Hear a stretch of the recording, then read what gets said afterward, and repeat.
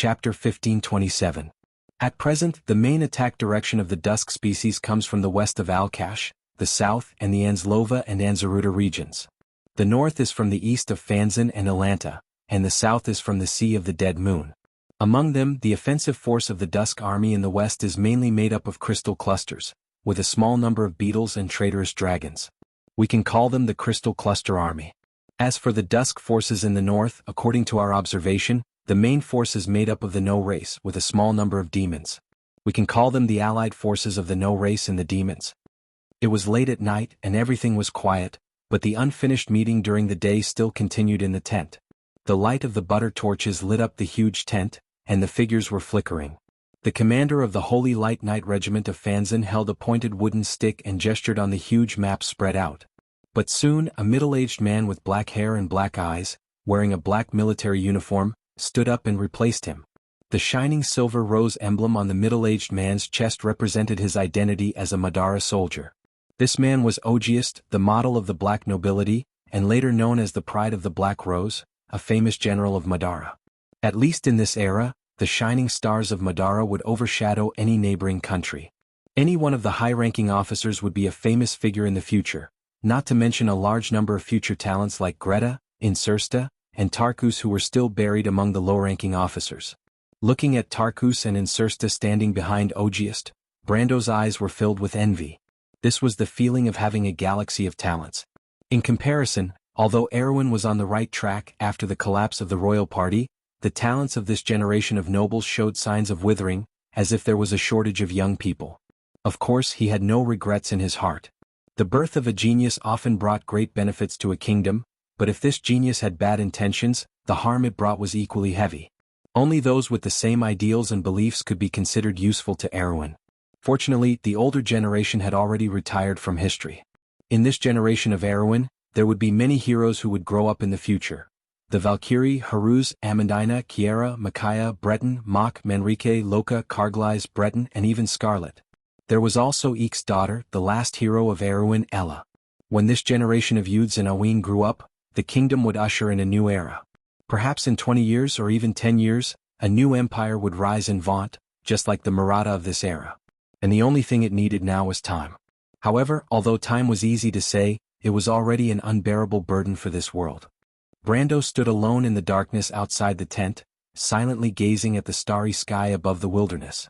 He did not say a word as he recalled many memories of the past. It was Bucci, the mountains of Chablis, Castle Abes, the loop of trade winds, the deadly frost forest, and the cold rain of Silverman. Perhaps even earlier than that, it was a world from before the age of time. He used to remember many people. His comrades, colleagues, friends, subordinates, and even his family and lovers. But at the end of everything, how many people would still remember him? He could not help but reach out to the starry sky. This night was so similar to the summer night in the year of blooming flowers. He wanted to grasp the starry sky in his hand and let everything return to the beginning. But even if history were to repeat itself, would he be able to do it better? Brando asked himself and found that he did not regret it too much. Little Roman. He muttered the name softly and touched his cheeks. They were a little moist. Time, that was perhaps the last thing he wanted everyone to fight for. Someone opened the tent and walked out, standing side by side with him. "What are you thinking, Your Excellency the Flame King?" the voice asked. Brando turned around and found that it was a stranger. Black hair, black eyes, and a pale face. These were the typical characteristics of the dark nobles of Madara. But the other party was very young. Brando hesitated for a moment before he recognized her. "Greta. You know me?" Greta was a little surprised. Brando smiled. He could not recognize anyone, but he definitely would not recognize this famous general of Madara. Perhaps in his era, using the title of war god to describe Greta was a bit of a misnomer. After all, even in the first 30 years of the second epic, this young man who was born in the dark noble family of Thelma was only in his 60s. Most of the dark nobles were actually humans. They were the people of Madara. Although the outside world often scorned them as the descendants of exiles, the people of Madara were proud of this identity. They were once loyal to the Dark Dragon and had never regretted it. There was no doubt that in the 1,000 years after the year of the return of the light, Greta would be the ruler of this era. And before that, no one in history could surpass her achievements. Even the genius of the Wind Elves, the Lord of Lorendale, Isdowel, and his grandfather, the Sword Saint of Earth, Darius, were the same. Because this was Greta. Although Brando could no longer see it, he had no doubt that even if time was pushed back a few more centuries, the name of the war god would continue to suppress many generations after that. The greatest misfortune of a genius was to live in a similar era with a more talented person. After the Erewhon people and Madara people eliminated the hostile relationship, Brando felt a little happy to be able to surprise the future war god. He smiled and replied, "You are from Madara. You should have heard of the Dark Prophecy." Greta seemed to have thought of something. She widened her eyes in surprise and asked, "Is the legend true? Are you really the Dark Dragon?" Brando asked seriously, "Am I not the Dark Dragon now? Don't forget my relationship with your emperor. I also once held the Mercury staff." Greta laughed dryly and began to regret sneaking out alone. She originally thought that the young Flame King was an interesting person, but now it seemed that he was indeed interesting, just a little too interesting. "Your Majesty, please don't make fun of a small person like me." "Do you think this is a joke?" Brando asked seriously. Greta suddenly became silent. Although the people of Madara had their own emperor, they had sworn allegiance to Odin and had never changed this oath. If Brando was really the one who kept the oath, then the Flame King was also the one he swore allegiance to. The degree of respect he had for the Flame King was even higher than the emperor himself. There was a look of hesitation on his face. The rumor that Count Tonajul was the Dark Dragon had actually spread a few years ago. The fact that the witches were loyal to him was a clear proof. Because of this, even the future war god had to carefully consider the possibility. Of course, if it was a few decades later, he would not be fooled by Brando's little joke. Brando looked at the hesitation and struggle on the face of the future war god, and his bad taste was greatly satisfied. He knew very well that whether it was in terms of intelligence or military talent, it was impossible for him to win against this famous general. Perhaps this would be the only time in his life that he had the upper hand when facing Greta. But just this one time was enough to make him feel proud. After all, Greta's future title was invincible, and the only person in the whole of Wond who could defeat him was probably the queen. And now, there was at least one more person, and that was the hero of Tonajul, himself, Brando. Brando finally could not help but laugh. He patted Greta's shoulder, and the knot in his heart disappeared. As if he had thought through something, he turned around and walked into the tent. Only Greta was left standing outside the tent with a black face. If he still did not understand that the Flame King was making fun of him, then he would not be worthy of this name. The discussion in the tent had reached an intense level. The people of Fanzan had promised to block the attack of the allied army of No and demons in the Great Glacier together with the Wild Elves. In fact, as early as the Year of the Sword, they had already built a strong defensive line in the outer area of the Great Glacier. At this moment, this defensive line was under the charge of the Elven Queen's sister, Her Highness Alcaf. Although the attacks of the No and demons were fierce, the defenders were equally tenacious and guaranteed that the claws of the Twilight Dragon would not continue south for a short period of time. But the dwarf King Caliphon scoffed at this. He came to Mankther this time to escort the Holy Sword Mither, but more importantly to bring a warning to everyone. In the War of the Holy Saints, the reason why he abandoned the Covenant and left, and even caused the Lion Men to bear 1,000 years of humiliation, was because the dwarves received a temporary warning from the Temple of the Earth during that war. The mountain god Himalud, who had been silent for a long time, suddenly sent down an oracle, ordering them to immediately leave the mortal battlefield and go outside the elemental border to participate in another war, the war to protect the dwarves' holy land, the Silver Plains. This secret was not known to the world back then, but in this era, everyone was well aware of the result of this war. The one who really brought the news of the failure of the war was Brando. After returning from the Stagnation Realm, he asked Andrea and others to spread the news of the Battle of Finhodos. Although the Lost Names, the Silver Elves and Madara's army joined forces to repel the forces of the Twilight Dragon in that battle, it was actually just a failed end to the war outside the elemental border in the past 1,000 years. In this long war, the Earth Legion was wiped out and could only exist in the physical world in the form of heroic spirits, and they ultimately failed to protect the Stagnation Realm and the elemental border. Although Brando brought back the last of the Goddess of War's guards, the Twilight Dragon also revealed the true secret of the Stagnation Realm. Fortunately, all this was just a scam set up by Odin and Martha for the Lord of Chaos. At least the Throne of Destiny did not fall into the hands of the Twilight Dragon. Shortly after the Battle of Finhodos, the Dwarf King Caliphon also returned to the physical world. After experiencing the entire battle, his understanding of the war was completely different from Brando. Brando only saw the Throne of Destiny, but Caliphon obviously saw more. "I have to remind you," The dwarf king slammed his warhammer on the table and said to everyone in a gruff voice, "Unlike what many people think, the tide of magic is just a precursor to the awakening of the Twilight Dragon, but as for the war itself, it started 1,000 years ago. Now the war around the elemental border is over, and the army of the Twilight Dragon that once defeated the Earth Legion and us, I have to regretfully tell you that they are far more prepared for this war than you think." Duke Ludwig stood up. Today he was here as the representative of the crew's army. "Your Majesty Caliphan, you mean that in the previous battle, what we saw was just a small part of the power of the Twilight Dragon? And its true strength is still outside the elemental border and we may soon see it? If only it were that simple," Caliphan sneered. "How long has it been since the Battle of Finhodos in the south of the Sea of the Dead Moon? Does it take half a year to go from the elemental border to the physical world? You have to understand that the dwarves also returned to Wone from that battlefield. There is no reason for the Twilight Dragon to be slower than my dwarf army. Doesn't that mean that the main force of the Twilight Dragon had already returned to Wone before the Battle of Alkash? Then why didn't they cooperate with the internal strife of the Sithardians to completely destroy us? You have to know that the whole world of order was at its weakest at that time, right?" Someone raised an objection.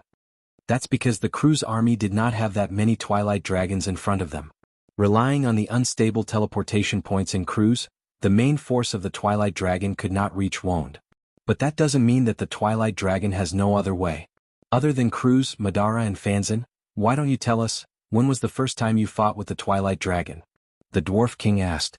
Ogiest and the Grand Commander of the Holy Light Knight Regiment changed their expressions at the same time. In fact, the Crystal Army in Cruz's territory only appeared after the fall of the Black Moon, but even so, they had already defeated the Cruz people and formed an immeasurable force in a short period of time. However, the Crystal Army that appeared in the south of Madara did not just appear in the last 1 or 2 years. "Your Majesty, are you saying that the Crystal Army in the south of the Sea of the Dead Moon may be far more than what Madara saw?" Ogius stood up and asked nervously. The Dwarf King continued to shake his head. The Twilight Dragon Army in the south of the Sea of the Dead Moon was actually prepared for the Battle of Finhodos, although the Twilight Dragon began to prepare for it decades ago. However, the real threat doesn't come from there. I'm more worried about the Twilight Dragon Army in the Great Glacier. Grand Commander, why don't you tell us when you started to fight with the Twilight Dragon? The Grand Commander of the Holy Light Knight Regiment was pale and did not say a word. Grand Commander? Duke Ludwig couldn't help but ask. The atmosphere in the tent was a little cold for a while. Obviously, everyone felt that something was wrong from the expression of the Grand Commander of the Holy Light Knight Regiment. If the Twilight Dragon had really built a stable invasion point in the Great Glacier, then what was it planning for the past 6 months after its army returned from the battlefield of Finhodos? The Grand Commander of the Supreme Judgment Knights, who was sitting to the side, was also sweating profusely. He suddenly remembered that it had been a long time since any news of the Great Glacier had been sent back. However, they had never considered the possibility that the Farnazane and the Wild Elves' allied forces might have met with misfortune. After all, that was the combined might of 2 great empires, and they even had the support of the Druids behind them. Even if they had failed, there should have been some news. But what if the Dwarf King Caliphan was telling the truth? The Twilight Dragon's intention of hiding its intentions was obviously not without reason. If I remember correctly, Arkith answered the 12 wizards, and the Buga people had the most say in the surveillance of the borders of civilization. The Crystal Army in the Great Glacier should have appeared more than 600 years ago. We were the first to discover the strange phenomenon there. The Nengans and the demons had excavated a huge seal under the Great Glacier. We tried to attack it a few times, but it ended in failure. However, the Buga people are not the ones who have the most say in this issue. He turned to look at Fuchsia as he spoke. The Hepta Dragon Queen was nominally sealed in the Great Glacier, but in reality she was the guardian of the seal. For hundreds of years, she had been monitoring the movements of the demons and the Nengans in that direction. And Yuki's black-robed wizards were actually her subordinates. But in the face of Arkith's question, the evil Dragon King shook his head. About 200 years ago, the war outside the elemental border was urgent. I entrusted the affairs of the mortal world to Yuki and then went to the Silver Plains. As for the real situation in the Great Glacier, I'm afraid that only he and his black-robed wizards know what is going on. Fuchsia answered calmly, but you don't have to worry too much. I met with William a year ago. He asked me to intervene in the war on the continent, and he should have already gone to the Great Glacier. But before she could finish her sentence, an old voice shattered everyone's hopes. No, Fuchsia. You and I might be wrong. An old man walked in from outside with a tottering gait, If not for the silver ring of knowledge on his hand, which represented the leader of the wizards in Kanaichi City, no one would have recognized him. This old man with a pale face and a silver robe that was almost stained with blood was the once famous recorder of 10,000 spells, William Peaster. He stood quietly at the door looking at everyone. The tent was so quiet that it was a little frightening. Yuki is dead. The black-robed wizards no longer exist in this world. And I suspect that Her Highness Alkov might also be dead. The northern defense line is finished. Chapter 1528. The news brought by William had a profound impact on the peace conference. The next morning, before the morning dew had dried, the Grand Master of the Fanzan Knight Regiment bade farewell to the representatives of the participating countries and set off north to return to the Fanzan Empire. If the northern defense line fell, the entire Fanzan region would be defenseless in the coming war. The worst-case scenario would be that they would have to go into exile with the Cruz Empire to St. Tassel. Considering that the worst-case scenario was very likely to happen, the envoys of the 10 cities in Eloranta also bade farewell. The people had to prepare for the disaster in advance. After a large number of representatives left, the atmosphere in Mangther became tense, but the relationships between the people became even closer. The quarrels between different races that could be seen occasionally before had now disappeared without a trace. Perhaps it was because they no longer had the heart to argue, or perhaps it was because the underlying emotions of sharing the same breath and fate made people find more common ground. But all in all, in the face of the inevitable disaster, the people were surprisingly silent and united. The number of boastful people decreased, but the number of people doing things increased. People began to pragmatically discuss the future of Wond. Some people suggested that the wilderness of the Four Realms had now accepted too many refugees from Cruz, Toquinin and Hazel. It had greatly exceeded its capacity. Many civilians had no clothes or food. Many people had died in the last winter, and even more people could not survive the colder winter this year. Even in the summer, the spread of various diseases claimed many lives. Many nobles were willing to donate their wealth to contribute to the war, but at this time, wealth had lost its meaning. The Wind Elves could not produce enough food and other materials to feed the population of 2 or 3 empires. Although the population of Cruz, Toquinin and Hazel had been greatly reduced, the old and frail often fell on the migration road.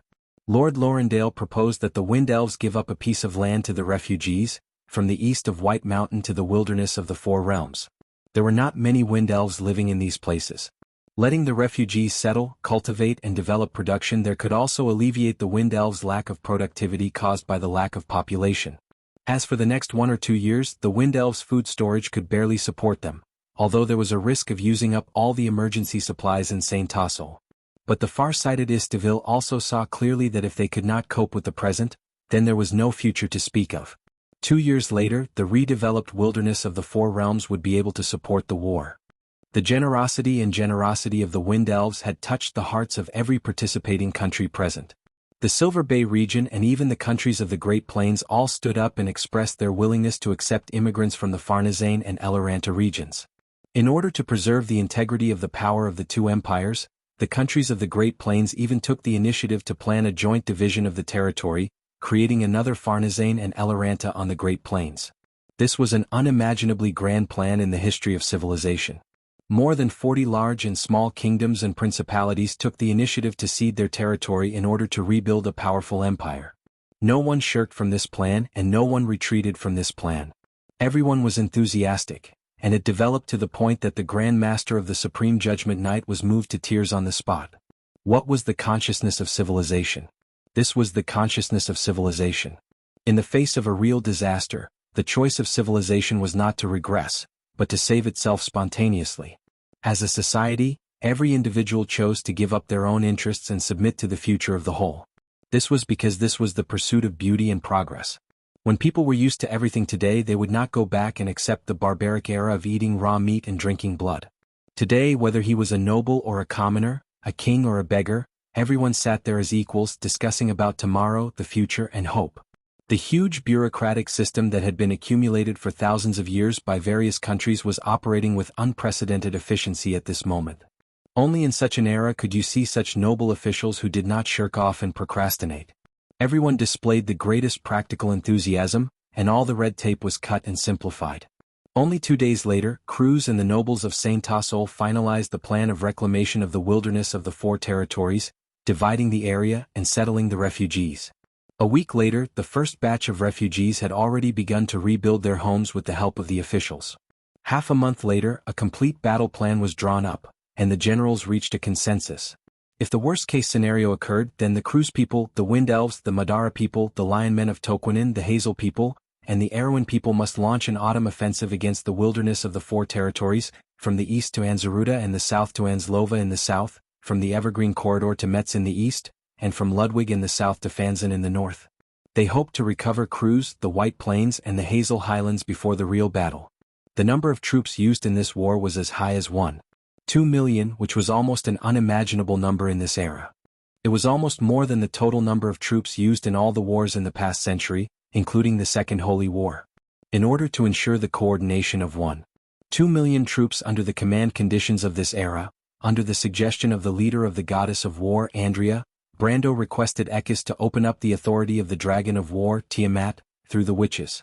These 36 groups of satellites called Tiamat, suspended outside the elemental boundary of Wond, in addition to being a platform for space-based weapons, were in fact the central command system of the Earth Guard. The Bugas and their servants would prepare for the logistics of this army. More than 4 floating fleets would not only provide firepower support on the battlefield, but also participate in the logistics of the route. The Silver Wizards also promised that they would start the production line at full capacity, and produce more than 1,000 transport ships of various types in the coming year. Valhalla, on the other hand, gave up their Cloud Giant craftsmen, allowing this plan to be realized a full 3 months earlier. Saint Tassol, Silver Bay and the large and small countries of the Great Plains took the initiative to give up their various private or state-owned mines and mines, unifying the limited resources and concentrating them in the hands of the Bugas. This was because only the Silver Wizards could produce the best war equipment in this world, and these silver people who mastered the knowledge of the world began to impart their knowledge to the mortals for the first time. At the beginning of autumn in the year of the Swift, the first batch of more than 7,000 human and elven craftsmen entered Connect and several other wizard cities, and began to learn more about the legacy of the craftsmen. A month before the start of the war, bad news came from Fanzan. Although the Light Templar had tried many methods, the Elven Queen of the Great Glacier had yet to send back any news indicating that the Allied army was still alive. In the middle of October, someone discovered traces of the Twilight Army near the Winter Sunset Mountains, which was less than 300 miles away from the 10 cities. The evacuation had begun. Although Fanzan, Atlanta, and the 10 cities had already begun to evacuate their citizens in an orderly manner a month ago, and with the help of the Bugas and the Dragons, more than 1/10 of the population had been transported to Saint Tassol and the Great Plains in the past month. But when the real evacuation began, people found that there was still too little time left for them. The scene that had happened to the Cruz people was now repeating itself to the Fanzan people and the Wild Elves. Everyone who saw with their own eyes the misery of the lower-class people who had migrated with their families was sad, but this was a fact that could not be changed. Because everyone knew that if they stayed, only death would await them. Only by leaving would there be a glimmer of hope. The Bugas were fully mobilized, and before the war in the south, all the floating fleets, even the Cruz, Saint Tassol and Erewhon, had supported their fleets to transport the refugees. But even so, the countries in the north lost nearly a quarter of their population in the migration. This was not just a shocking number. It was the disappearance of many living beings. And this debt would eventually be repaid by someone. When the news reached the south, the people calmly accepted everything. Perhaps it was because in the past 3 months, they had deduced everything countless times in their hearts, and when the worst moment really came, they were already prepared. In Mankator, the generals began to repeatedly deduce the plans for the upcoming war. The alliance had rehearsed this war more than once in the wilderness of the Four Territories, and everyone from the commanders to the soldiers had long been prepared for this war. At the end of October, the 7 fleets returned to the wilderness of the Four Territories, and the dark clouds of war covered the east of Saint Tassol. It was late autumn. A year ago, the Kurlutzians fled their homeland like stray dogs and came to this strange land. A year ago, the Hazel people and the nobles of Cloak Bay put aside their former enmity and made a covenant that would change the world. It was also a year ago that the rotten system of the Kingdom of Erewhon finished its last step, and the dawn of a new life was on the horizon. More than 300,000 troops from various areas of the wilderness of the Four Territories began to rush to the front lines, arriving at the position of the first arrow of attack on the 3 fronts. Thousands of Buga craftsmen and wizards watched the long march on the ground from the sky, and everyone understood the significance of this war. The enemy in Cruz was the weakest of the 3 armies of Dusk, and its leader, dragon god Bahamut, had died in the first year of the battle. As long as the alliance could cut off this arm before the two armies of dusk arrived, they would be able to gain a wider rear before the final battle. At that time, the Alkash region and the Erewhon region would be like two impregnable fortresses, one in the north and one in the south, resisting the invasion of dusk. Coincidentally, the only two fortresses of the human race since the age of the gods happened to be located in these two places. But perhaps this was not a coincidence, but the last gift left by the gods to the mortals of this era. People were more willing to believe in this goodwill from the ancient times, because it not only represented a promise, but more importantly, it represented the endless heritage of Wu's civilization. The people of yesterday, today, and in the future looked out for each other, passed on the torch, and guarded this world of order. But this was just the beginning. It could not affect the passive defensive position of the people in this war. Fortunately, the mortals were not powerless to fight back. After a series of meetings, the representatives left Mengter one by one and returned to their home countries to prepare for war. In Silver Bay, supporting two allied forces in a decisive battle outside was already the limit of what the region could bear. However, after the magical technology of the Hazel people's assistance had fully blossomed, the further development of productivity might lead to deep changes in society. However, the states of Silver Bay had already united to prepare for such a change. A gradually unified country may be established in the next 2 or 3 years. This country would implement a republican system, led by the White Wolf Blade Master, Brank. At that time, a powerful kingdom not inferior to the 4 great empires would appear in the Silver Bay area, increasing the strength of the human race. On the Great Plains, the work of the Bugas and the 9 Phoenix people was still not over. They still had to continue to encircle the Centaur army and clear the obstacles for the rear of the civilization. It was conceivable that in the near future, the plains where the Black Dwarves rose would once again become the center of the fire of civilization in the war that would last for an unknown period of time. The evacuation of the north continued, and it would be carried out together with the autumn offensive. The most optimistic estimate of the Bugas was that it would take at least a year for the 3 regions to recover. But for the soldiers of Fanzan and Eloranta, they had to wipe away their tears and embark on the journey. Just earlier this month, many mercenary organizations from the 10 cities area took the initiative to join the war. And as more and more representatives left, Mengter began to regain its former tranquility. The main part of the peace conference was also announced to be over, but the conference continued in another way, but its scale became smaller and the level of confidentiality became higher. In the Kurlutz military camp, there were only 10 people in a small tent, but these 10 people were all important figures in this war. Brando, William, Solomon, Istavil, the Lord of Lorendale, the great druids Grey Fury and Sifrid, the Grand Commander of the Supreme Judgment Knights, the Dwarf King Califen, the Lion Prince Nair Fisher, the Great Saint Vala, and the King of Erewhon, Haruz. Everyone had a slightly serious expression on their faces. There was no doubt that they were going to discuss something that could affect the future of the land of Wond. William and Solomon sat on the left and right sides of the long table, second only to the main seat of Brando. After a few months of recuperation, the wizard leader's complexion had improved a lot, but his face was still pale. As for his strength, it had dropped by several levels. He admitted that it was impossible for him to recover to his previous level without more than a year of recuperation. And even then there would be some effects left on him. But in any case, to be able to escape from the hands of the king of all races was a matter of pride for anyone. In the era of the War of the Gods, every lord under the Twilight Dragon was an opponent comparable to or even stronger than the gods of Erewhon. The number of gods who died in their hands was not just 1 or 2. Before everyone spoke, Solomon cast a silver magic shield to cover the entire venue, although the venue itself was only the size of a table. The other 7 wizards were not surprised by his actions. Although there were only a few people participating in this meeting, it was extremely important. More importantly, it hid information that could be coveted by the Twilight Dragon at any time. When everything was ready, Solomon opened his mouth. Everything that you have heard today may be related to the life and death of the entire civilized world, so I hope that you can maintain a minimum of silence. This discussion will end the moment we leave this place, and all secrets should only exist in your hearts. After we leave this place, I don't want others to talk about it. Sifrid had a strange expression on her face and she asked in a childish voice, "Are we discussing how to deal with the Twilight Dragon, Lord Solomon?" After being carefully taught and nurtured by the druids, this little girl from the Green Village was no longer the ignorant little girl from before. She was engaged in important work in Valhalla, and the Cloud Giants were very fond of her. Now, in front of Solomon and William, she was neither servile nor overbearing. Because she was the inheritor of the goddess of the forest, she must live up to her identity. Yes, Your Highness Sifrid. But it will not only determine whether we can defeat the Twilight Dragon, but it will also affect the Flame King's safety. Solomon's eyes were fixed on Sifrid's face as he spoke. Yes, Your Highness. But it will not only determine whether we can defeat the Twilight Dragon, it will also affect the Flame King's safety. Brando could not help but look at Solomon.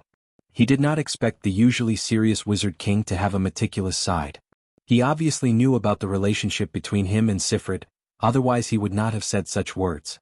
And the effect of this sentence was obviously excellent. Not only did Sifrid become serious, but even Haru's face tensed up. The others more or less became serious not because of Brando but because of the former. Mortals could only passively defend against the Twilight Dragon, but blindly defending could never lead to the final victory of the Twilight War. Everyone knew who their real enemy was, and once the Twilight Dragon awakened, this world would no longer have the power to resist. The only thing they could rely on was the last chance that Lady Martha gave them. A chance to turn defeat into victory. So, what is the Throne of Destiny? The Lion Man Prince, Nair Fisher, was the first to ask this question. As the representative of the Temple of Earth, he had only recently been allowed to join this meeting. But it was not only because of his identity, but also because of Toquinen's geographical location and its relationship with Erewhon. The Lion Men would be one of the most important allies of the Erewhon people in this war. It could be said that this prince was important because of Erewhon, but at this time he was not in the mood to care about this detail. You can say that the Throne of Destiny is the highest authority of the Tiamat Code. Brando answered briefly. Then it is Martha's authority? Brando shook his head. In fact, it has far more authority than Martha. Nair Fisher's eyes widened. How is that possible? Our world was created by Martha and the divine people. Although Lady Martha has the highest authority, the first generation of divine people also had the same authority. And as the creators of the Tiamat Code, they were actually given an even more important authority, and that is to restart our world. Brando explained. Restart the world? Vala asked. Is it the disasters that destroyed the world several times in the Pale Epic? Yes, although the destruction of the world in the Pale Epic was brought about by the Dusk Emperor, it was not the Dusk Emperor who did it. However, it wasn't done by the Twilight Dragon himself. Instead, it was a way for the gods and their people to protect themselves. It was because of this method that our world was able to survive until today. But today, after the gods and divine people left one by one, and even in the last war during the Battle of Azure for various reasons, this authority has been mentioned from beginning to end. And now, the heavy responsibility of finding the whereabouts of this authority may fall on us, because it may be the only way to fight back against the Dusk Emperor. Nair Fisher asked again, our method is also to restart this world? No, Brando shook his head. Repeating the cycle is not good for this world, but there are many disadvantages. It is because of this that Lady Martha was determined to end this cycle of fate. She may have left us another method, but we don't know anything about it yet. When he said, we don't know, he seemed to be slightly stunned and paused.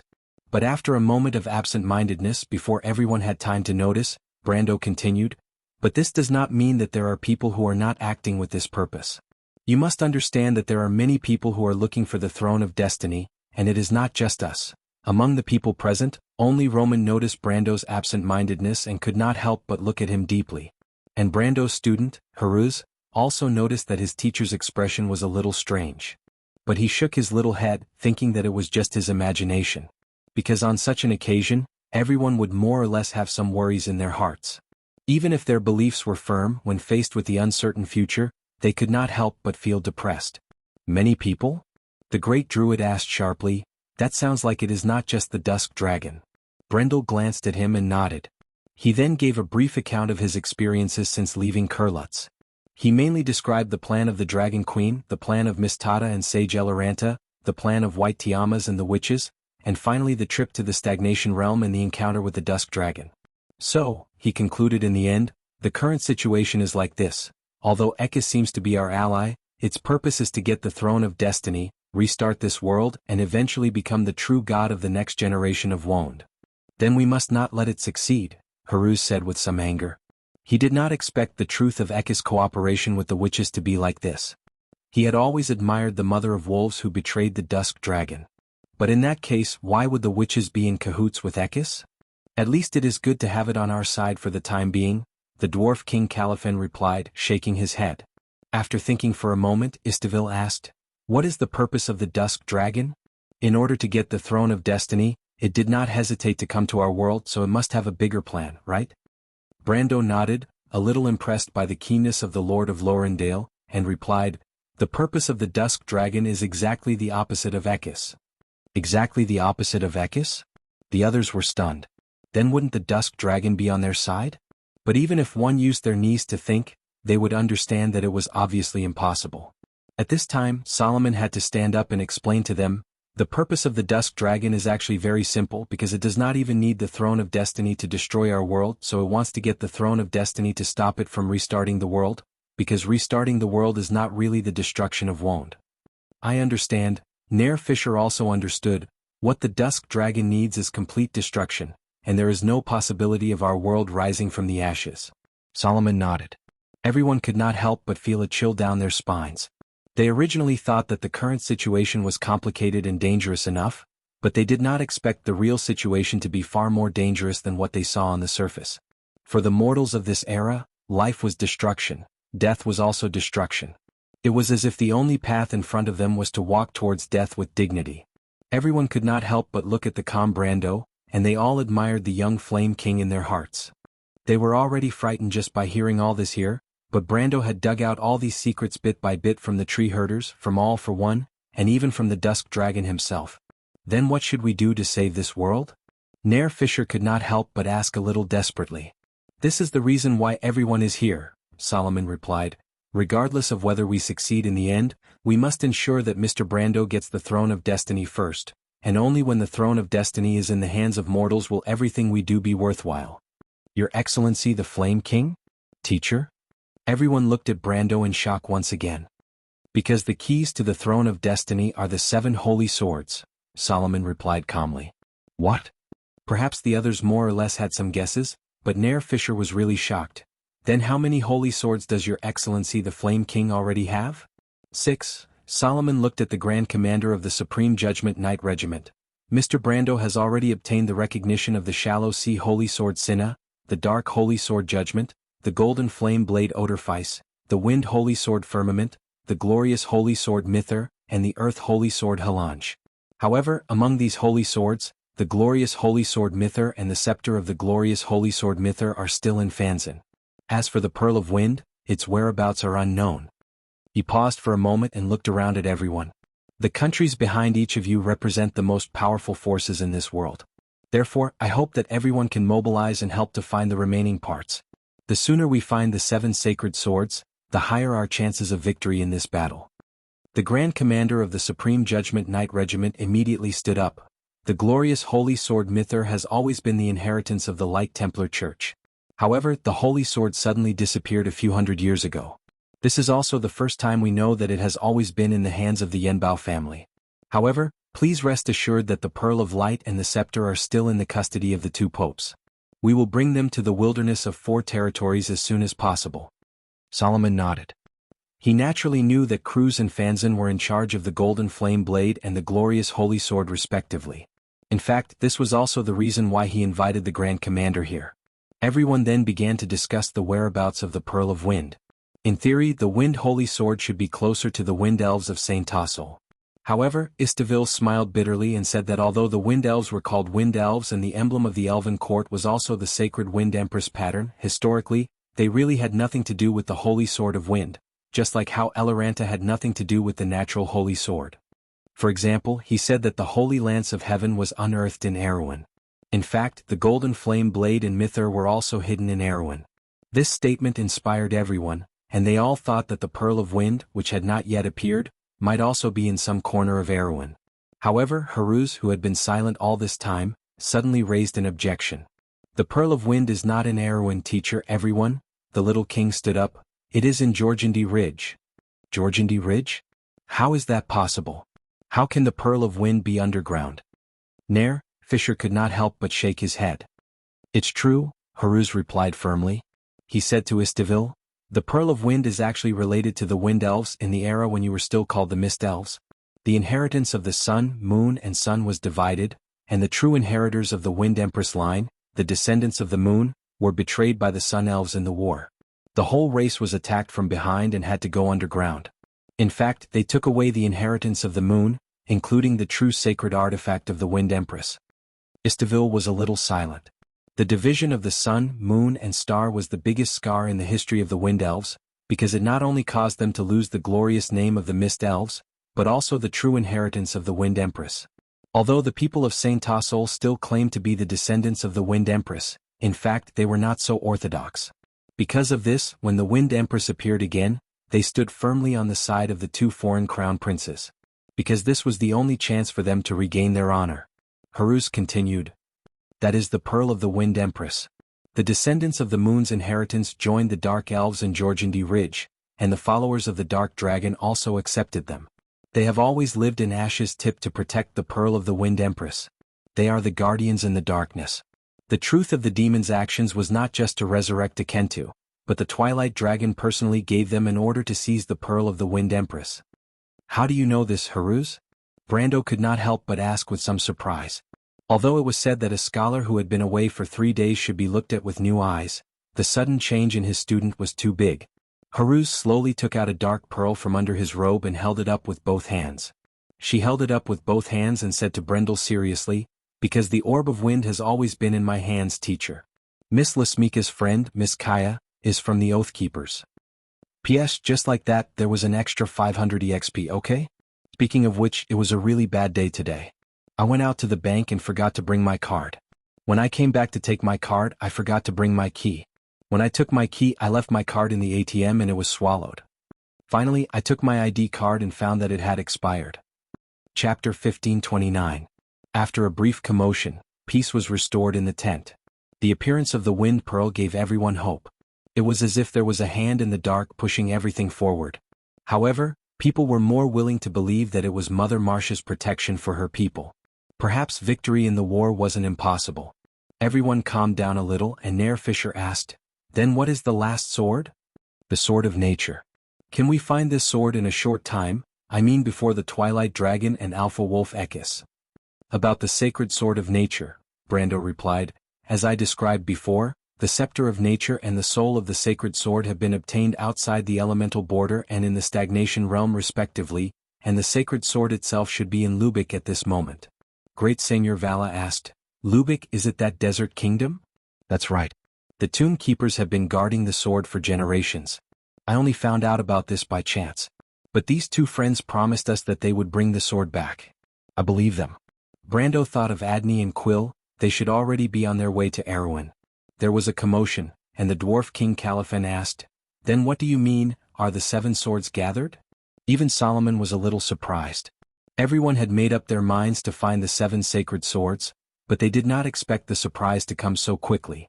When they saw Brando nod his head in agreement, the few people in the tent looked at the Flame King with a hint of something in their eyes. He was the owner of the 7 sacred swords, and the meaning behind it was self-evident. Everyone, including the dwarf King Caliphane and the wizard King Solomon, stood up and bowed in this direction, not only for the wound, but also for the authority given by Martha. Brando did not say a word. The plan had been set and the meeting came to an end. It was close to dawn when they left. In the dark camp, there were only a few wind lanterns swaying in the darkness. The last star in the eastern sky was sinking below the horizon, and the sky was faintly blue. The night wind blew through the wilderness of Manktor, whistling with the chill of autumn. Amandina and Delphian were the only two waiting in the cold wind. They saw Brando from afar, and Amandina stepped forward to greet him, while the Prime Minister's daughter followed behind with a smile. "Didn't I tell you to rest first?" Brendel looked at Amandina with a little heartache. When he thought of how she might have stood in the cold all night and shivered, he took off his coat and covered her with it. On the side, Delphine smiled and signaled to him with her eyes, "What about me?" But she was glared at by Brando. Amandina grabbed the Lord's coat tightly with her hands, perhaps because of the rising temperature. Her face was a little red, her long eyelashes fluttered, and there was some gentleness in her eyes under the light. "I went back, but I couldn't sleep anyway. I received a report in the middle of the night, so I came back." "What about her?" Brando gestured to the smiling Prime Minister's daughter who was wearing a thick mink coat. "Miss Delphian, she just arrived." Amandina replied truthfully. Delphian smiled and tilted her head, not taking it to heart. Brando had expected this, but this woman liked to pretend to be pitiful. If Amandina was not here, she would definitely pretend that she had stood here all night. But when he saw the latter's face was a little pale from the wind, his heart softened a little. No matter what, at least she came, right? He took out another coat from the floating sphere and covered Delphian with it. The Prime Minister's daughter looked at him with eyes full of affection, making Brando's heart skip a beat. The three of them walked in the darkness, only the sound of their footsteps could be heard. For a while, no one took the initiative to speak, as if they were enjoying this indescribable silence. People often say that when you are silent, you can feel the hearts of others. Brando seemed to have such a feeling in his heart at this moment. He could hear the rhythmic beating of Amandina and Delphian's slender and delicate hearts. One was slightly faster, the other was calm and long, as if the two girls with different personalities were silently telling him something. He did not know if Amandina and Delphian felt the same as him, but Amandina and the Prime Minister's daughter did not say a word, as if they were also savoring this moment of peace. It was not until a series of footsteps came from behind, the heavy footsteps with the gentleness of a cat, that Brando knew who had caught up to them. "Mr. Brando!" Nair Fisher shouted from behind. When he saw the two people beside Brendel, he suddenly understood something and stopped a little embarrassedly. "My apologies, Your Excellency Flame King, I'm sorry to disturb you." Brando turned around to look at the Lion Prince. Amandina and Delphian also stopped with him. Nair Fisher was very tall, even taller than Brando by a head, but when Brando looked at him he was always calm, and the Lion Prince even felt that he was a head lower than him. "In private," Brando smiled. "You can call me Brando, I actually prefer that name." Nair Fisher nodded, and a beautiful girl walked out from behind. She looked curiously at Delphian, and then quietly held the Lion Prince's hand. "Is there something you need from me, Prince Nair?" Brando also looked curiously at the girl. She seemed to be from Cruz, but why was she with the Lion Prince? The two of them looked like they were a couple, and the visual impact was a bit of a Beauty and the Beast. However, no matter how you looked at Prince Nair, he was more in line with human beauty, especially his burly figure. Even his lion face was full of resolute handsomeness. His eyes were as bright as emeralds, and they were filled with the color of bravery and courage. Coupled with his status and strength, it was not strange that he attracted the hearts of human girls. But in front of Brando, this brave and courageous Lion Prince was a bit hesitant, as if he was a young man. He used to look down on the Flame King, who was from Erewhon. Compared to the Cruz people, the Erewhon people were weaker. What kind of hero could there be in this old kingdom? But how Rangaya changed everything. It was not just the strength but also the breadth of his mind.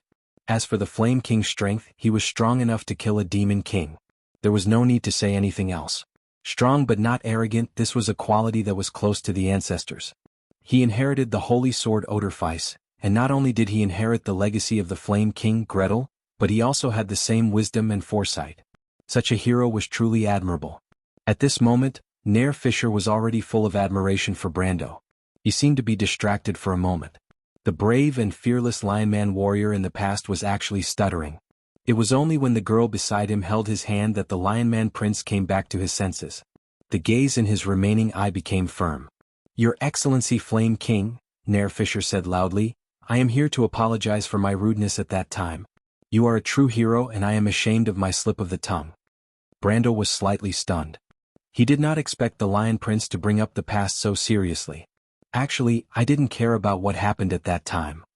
"I know you didn't care, but if I don't say these words I think I will regret it for the rest of my life," the Lion Prince said firmly. "I just want to face my own heart, Your Excellency Flame King. True bravery should not be afraid of one's own heart. Because I hope that one day I can also become a hero like you." Brando was a little interested. He had seen many people who thought they were high and mighty, but none of them were truly strong in their hearts, including the Silver Queen. Some of them saw stubbornness as determination, and recklessness and abuse of power as courage. However, these people did not even dare to face their own hearts. A person who could not take responsibility would never be able to become a king. But what was a hero? He asked. "What do you think is a hero, Prince Nair?" "A hero is naturally a person who can turn the tide in a desperate situation and save everything, just like you, Your Excellency Flame King. He must shine in history and be remembered by future generations, like the stars in the night sky, shining for eternity," the Lion Prince answered without hesitation. However, Brando shook his head and said, "I don't think so." Nair Fisher looked at him with his mouth wide open. "It's okay, that's just my personal opinion." Brando laughed. "No matter what, I hope that one day you can become the hero in your heart." The Lion Prince nodded solemnly. Amandina watched the Lion Prince's back disappear into the darkness. She asked softly, "What does my lord think of as a hero?" Hearing this question, Delphine also looked in this direction curiously. Her beautiful face flickered under the light of the wind lantern by the roadside, and her purple eyes flashed with a rare light of doubt. "There is no hero, Amandina," Brando answered. "There is no hero?" Amandina was surprised. But to her second question, Brando chose to remain silent. After a while he changed the topic and asked, "Who is that girl?" "Duke Stryker's daughter." Delphine opened her mouth and looked at Brando curiously. "She's not inferior to my beauty and her brain is also the same. Why are you suddenly asking about this?" "I'm just curious," Brando answered. "I think she seems to know you." The Prime Minister's daughter covered her mouth and giggled. "She sees me as a thorn in her side, so of course she knows me." The relationship between Faina and Delphine is really rare in this circle. Brendel glanced at her and had a preliminary understanding of the circle of noblewomen. It's rare to see such a relationship between Faina and Delphine. Perhaps only the little princess of Mehodafen, who appeared unruly on the surface but was actually aloof from worldly affairs, could accept a close friend, like the Prime Minister's daughter who was full of schemes. Speaking of which, Delphine made use of the pitiful Vahina again, and the latter did not seem to be aware of it until now. Pushing him to the position of the Flame King was only a suggestion from Delphine, but in the eyes of the nobles of Cruz, Vahina was the mastermind from the beginning to the end. At the same time she was also the one who carried out the plan. Perhaps only a few people knew that the Prime Minister's daughter was adding fuel to the fire behind the scenes. But it was a pity that those who knew about it either did not say it, or were Delphine's relatives, such as the old Prime Minister. The Prime Minister's daughter easily hid herself behind the scenes and single-handedly planned this drama that changed the history of Cruz, and even the history of Wonde. "Don't let Vahina get involved in politics anymore," Brando could not help but say. "You know she's not suitable for this. There's a reason for this incident, but it has already caused dissatisfaction among the nobles." "What's wrong? Are you heartbroken?" Delphine smiled. Brando glared at her again. He fell silent and no longer paid any attention to the Prime Minister's daughter to prevent her from taking a mile after taking an inch. He knew that even though his own Amandina did not say it out loud, but in her heart she held a grudge against the Prime Minister's daughter. Fortunately, Delphine herself seemed to be aware of this and would not easily cross the line. She was like a somewhat special outsider, always drifting away from the system of Valhalla, but not too far away. In fact, she was getting closer and closer, and even Princess Griffine and Freya would occasionally begin to accept her existence, and even discuss some internal affairs of the kingdom with her. Fortunately, Brando was now the Emperor of the Empire, and Delphine was by his side. Even the Prime Minister, Old Nydivan, and Great Archbishop Vala had tacitly approved of her status, so she was not an illegitimate person. After a while Brando asked again, "About that report, what report is it?" Amandina, who was tightly wrapped in his coat, raised her head and slowly blinked her eyes. Then she quickly reacted and lowered her head. "It's a report from the witches." Brando immediately understood. "About that plan, has it also begun to be implemented?" "Yes," Amandina nodded. Because of the full support of the Bugas, although there were some objections, the reaction was not too big. It was much better than what we had expected in advance. Perhaps in 2 or 3 years we will be able to see the initial results, but many people still don't understand why we are doing this. Brando sighed. A white gap had faintly appeared on the horizon. His dark eyes reflected the morning light, and his gaze seemed a little distant. "It's just to prepare beforehand." "Prepare?" Amandina asked. "What are we preparing for? Will we need these in the battle with the Twilight Dragon?" "No, it's for the next era." "The next era?" Amandina was stunned for a moment. She stood there for a moment and found that Brando had already walked in front of her, so she hurriedly chased after him. She did not know how to judge her mood at the moment. Perhaps she was a little stunned but also a little happy. Everything seemed to have returned to the beginning, just like when they first met. When people were still at a loss and even in despair, only this man firmly believed in the future. Facts proved that he was right. What about this time? What would the next era be like? She suddenly felt a little envious because people did not even know if they would live to see the coming of that era. There was no doubt that many people would die in such a war and become nameless monuments. Perhaps they could be admired by future generations, but they might also turn into nothingness and dust like the history of the mortal world. Only he still believed in it. Amandina chased after him and asked a rare question. "My lord, what will the next era be like?" Brando was silent for a moment and said to the two, "Perhaps it will be an era of mortals. That era may be very different from now, but people may remember you, Amandina." "Me? Your work?" Brando suddenly turned around and asked, "Has it been successful?" Amandina cried out in surprise. Her eyes were filled with a thin layer of moisture. She may have never thought that joy could fill her heart so easily and directly, just as she did not expect that Brando had never forgotten. That was her dream and interest, to use the power of magic to change the world. Even if she had never mentioned this to outsiders, Erwin's affairs were actually just a responsibility to her lord, and only this small dream was all that she loved with all her heart. Not only did it inherit her dreams, but it also inherited her longing for her family. It's just a small success, but there are still many shortcomings. In dozens of experiments, this is the only chance.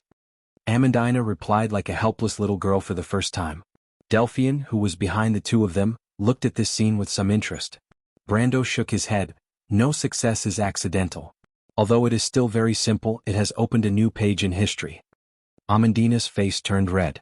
It was not because she was shy, but because she felt too ashamed. She never thought that her work would have such a historical status. If this sentence was not said by Brando, it would really be funny. In this field, in front of the masters of the Hazel people, how could she, a mere Erwin who had just learned the door, dare to say that she had changed history by inventing such a small thing? This was really a laughable declaration. But she did not know that Brando was not predicting the future, but seeing everything with certainty. For Erwin, for the world, this moment meant something. Perhaps in a few decades, people would realize how important October of the Year of the Swift was to the history of Wond. It was the story of a gray crystal. In the second half of the year, in many places in the central part of Wond, a more far-reaching plan was carried out. A group of new academies were set up in Saint Tassol, Erwin, Silver Bay, and the Great Plains. When civilian students from all over the country poured into these academies, they were surprised to find that their new teachers were the witches from the Bunasan, or the wise people from the Hazel Highlands. This was the end of the first era. In this year, black magic had stepped onto the stage of history for the first time. The power of the sorcerers seemed to have begun to decline, and under the advocacy of various countries, magical technology began to become the mainstream of the civilization of order. However, in a magic academy in Tanajul, a substitute teacher had just taken out a shining crystal from under his robe. He held the crystal up high and said to all the students, "You can take a closer look. This is a gray crystal. You can also call it a mana crystal. It is an extremely unstable amalgamation of dark magic. In the past, people often used it as a violent explosive, and even used it in many wars.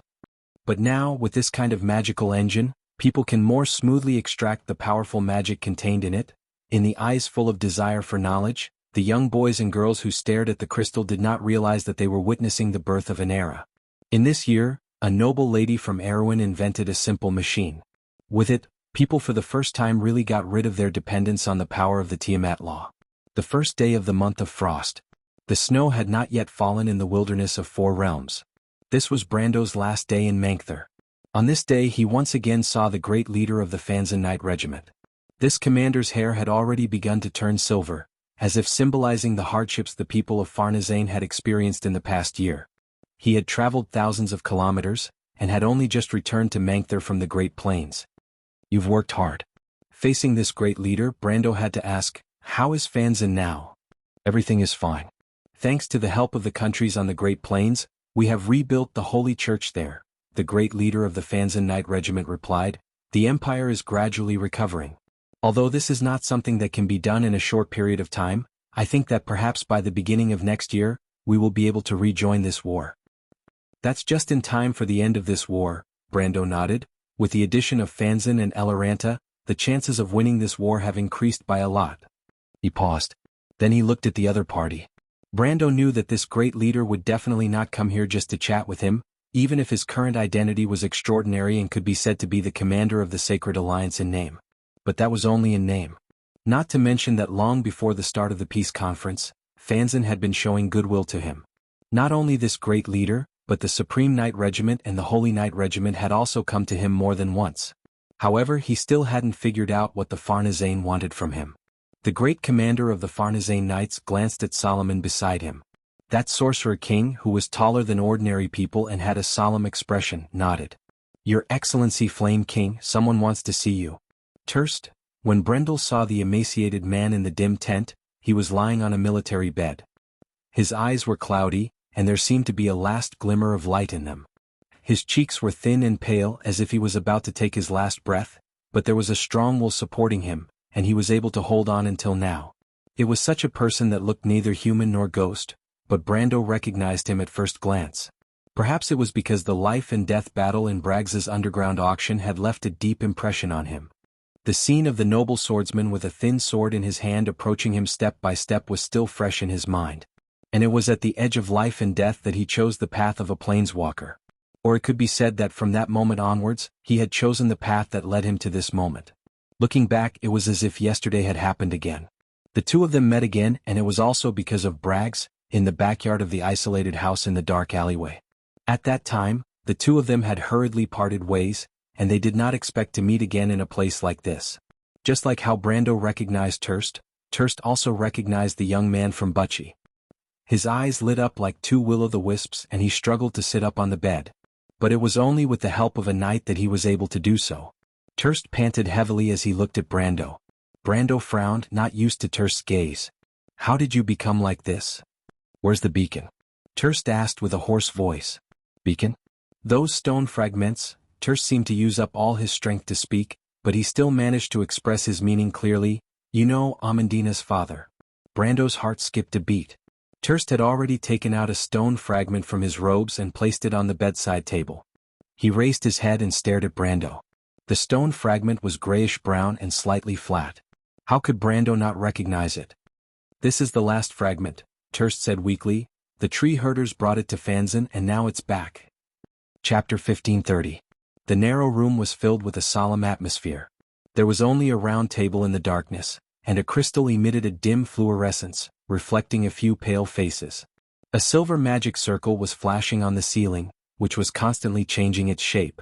A mercury-like substance seeped out of the magic circle and wriggled to fill every corner of the room. This place was dozens of meters underground, and the air was so turbid that it almost stopped flowing. Brando looked up and glanced at the people present. The dwarf King Caliphan, the Grand Commander of the Fanzan Knight Regiment, Solomon, Amandina, Istivil, Yeruda, Prince Nair, the Archdruid, and the Archseer Vala. After confirming that everyone was ready, he carefully took out 5 pieces of grayish-brown stone and placed them on the table in front of everyone. At this moment, the mercury on the ceiling squirmed, as if cutting off some kind of information in the space. But it could also be that the Twilight Dragon no longer cared about this small beacon. In any case, the terrifying pressure that Brando personally felt in Fathom Port did not appear again underground. Everyone subconsciously raised their heads and looked at the ceiling. It was like an illusion, but it was enough to make people feel uneasy. "Let's continue," Istivil said. Brando nodded. Although it was dark, he could still see clearly. His hands carefully put the 5 pieces of stone together on the table. When these ordinary stone pieces were placed together for the first time, a miraculous scene occurred. A cluster of fluorescence rapidly spread in the darkness. The combined stone pieces floated up and formed a sand table. The sand table was engraved with the direction of mountains and rivers, as well as a green forest. It was an unfamiliar land, but it also felt somewhat familiar. Haruz gently took a breath at the table, his silver eyes reflecting the light in the darkness. He exclaimed softly, "Erwin." To be exact, it's Erwin of a certain era. Brando pointed in the direction of Randner and said, "This is still a lake and Valendon is still a bay. This is at least the Erwin of the era before the deadly frost forest was formed." "Look at the loop of trade winds. Is it Valhalla?" Yeruda asked. "No, that's the world tree." Brando suddenly recalled the towering tree he had seen in the loop of trade winds. The captain of the Fanzan Knight Regiment asked, "What is this thing?" "This is a beacon," Solomon replied. "This is the thing that Miss Amandina's father has been searching for his entire life. Countless heroes have sacrificed their lives for it. Fortunately, their efforts have allowed this beacon to return to our hands. It is the map to the throne of destiny." There were whispers and discussions. The dwarf King Caliphan picked up his warhammer several times and put it down again. He seemed to be very excited. After all, that was the only hope of the mortal world. In the darkness, Amandina stood silently by the side, her eyes reflecting the fluorescent light. Her hands were a little pale as she gripped the corner of her clothes tightly. Brando glanced at her and asked, "Are you okay?" Amandina shook her head. "Don't force yourself, Amandina. I'm fine, my lord. Thank you for your concern. The others recognized the descendant of the hero. They all stood up and bowed to her. Amandina did not say a word, but her eyes flashed with a deep light. This was what her father had done. He abandoned his wife and daughter and even lost his own life. But at this moment she felt a faint sense of pride for the man in front of her. The fluorescent light rose from the sand table and finally formed 7 pillars of light. The 7 pillars of light floated above Erwin. Brando stared at the pillars of light and suddenly remembered something. It was the elk in the forest, exuding a holy white light. It proudly raised its head and stood under the moon, watching them and the refugees. That's the Stag Hills. Freya's eyes also flashed with a bright light. She looked up and said excitedly, Brando, I remember we've been there before. Brando nodded. Golden flames slumber, fairyland, the legacy of the saint. Clatter, clatter. The sound of scattered footsteps came from the fog. A few figures separated the fog. From their attire, these people should be the Highland Knights from Karsuk. But the Highland Knight had been reorganized as part of the kingdom's new Southern Legion. They rarely left their station without orders, so why would they come to Wuxia, which was hundreds of miles away? Over here. Suddenly someone shouted. The knights gathered and looked up at the 2 colossal statues in the fog with some reverence. The colossal statues holding spears towered into the top of the cliff, looking straight ahead. They had not changed since Brando saw them for the first time 5 years ago. It was as if time could not leave a mark on these boulders. They stared silently as if their gazes had already penetrated the long river of history. At a certain point in the past, they saw the arrival of this moment. 17 knights formed a team and entered the canyon. The fog in the canyon had dissipated a lot, and the lone golden apple tree on the hill was still standing among the rocks. When they saw the tree, the knights were excited. This was the first time in 5 years that the legacy of the Saint of the Stag Hills had reappeared, and it was exactly as described by His Majesty the Flame King. They followed the direction indicated on the map, comparing it with the lone tree on the hill, and soon saw 2 huge rocks intersecting one another. Seeing this, the knights showed a look of understanding, and one by one they ducked under the boulder. They came to the other side of the boulder. At the height of a person there was a thumb-sized hole. 5 years had not left any mark on the hole, and even the scratches were still as fresh as new, as if everything had stopped at the moment when Alaz shot the arrow with her own hands. However, as time passed, the 4 people who had passed by had already changed. An ignorant young man who wanted to change the kingdom, a country girl from the countryside of Wuxia, an unruly and capricious golden dragon princess who was unwilling to take responsibility, and a silent silver dragon girl who seemed to be aloof from worldly affairs. The fairy fruit on the branch, the legendary pure golden apple, seemed to have passed through the hands of several people and truly changed everyone's fate. It was just that the secrets of history were now hidden under the vast fog. The knights did not even look at the arrow mark and walked forward. Not long after, someone in front let out a cheer. The knight in front stopped and moved the scattered gravel away, revealing a square iron box below. They opened the box and saw the stone slab sleeping in it. The leading knight only took a glance at the stone slab and immediately closed the box again. He turned around and said to everyone, "We have found the thing, immediately inform His Majesty the Flame King." The message from the Stag Hills passed through the mountains and forests, passing through one node after another, along the mountains of Chablis, over the Greyhill Mountains, turned into a magic symbol, and finally floated into Castle Abes in the southern part of the Maxon Plains. From a window, it drilled into a dark red prismatic crystal placed on a metal platform. The crystal became brighter, and a moment later, a slender hand picked it up. Maynard quietly looked at the mysterious symbol in the crystal pillar, and a voice came from behind her. "Maynard, where is the message from?"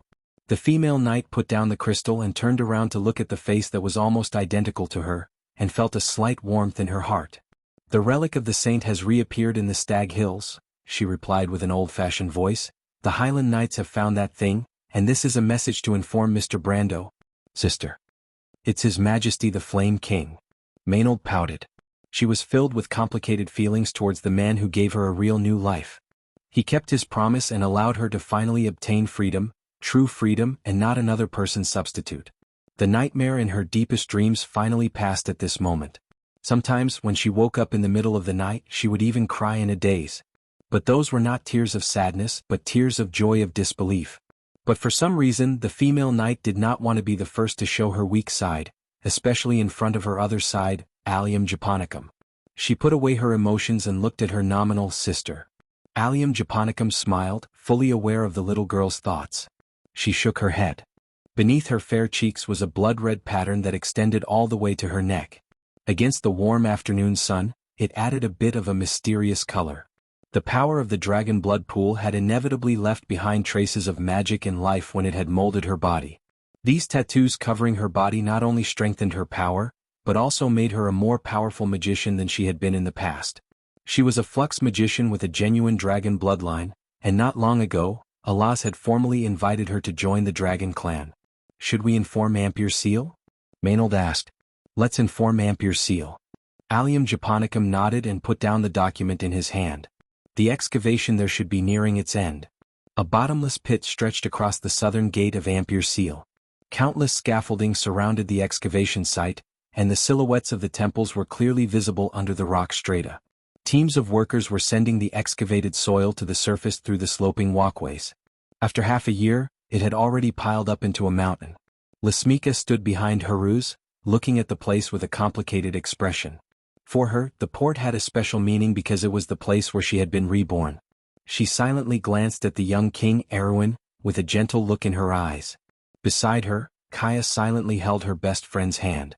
Suddenly, a cheer came from the bottom of the pit. A holy sword emitting a dazzling green brilliance slowly rose from the bottom of the pit. Brando stood in the mud and looked up at the holy sword in the sky. When the holy sword rose to the top, the sword base on which it was placed suddenly split left and right, revealing a simple stone slab in the middle. Scarlet silently held the stone slab with both hands and came to his side. Thank you, Scarlet.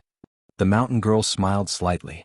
Brando took the stone slab and gently stroked the strange words on the stone slab with his hand, but his heart was slightly absent-minded. This was the third slab. Since the secrets contained in the 5 stone tablets were figured out, people had unearthed 3 stone slabs in Yenbao, the Loop of Trade Winds and Ampere Seal in the past 2 years. He was no stranger to these stone slabs. A long time ago, people discovered that there was such a type of stone slab among the relics of the saint in Erewhon. When people brought these stone slabs out of the relics of the saint, they would automatically disappear from the backpack of their owners. No matter what method people used, whether it was placed in a storage ring, a dimensional hole, or a floating celestial sphere, it would eventually leave and return to its original place. For this reason, people called these stone slabs an idealized part of the relics of the saint, thinking that they were like the manifestation of a law. It was because of this stone slab that the relics of the saint appeared.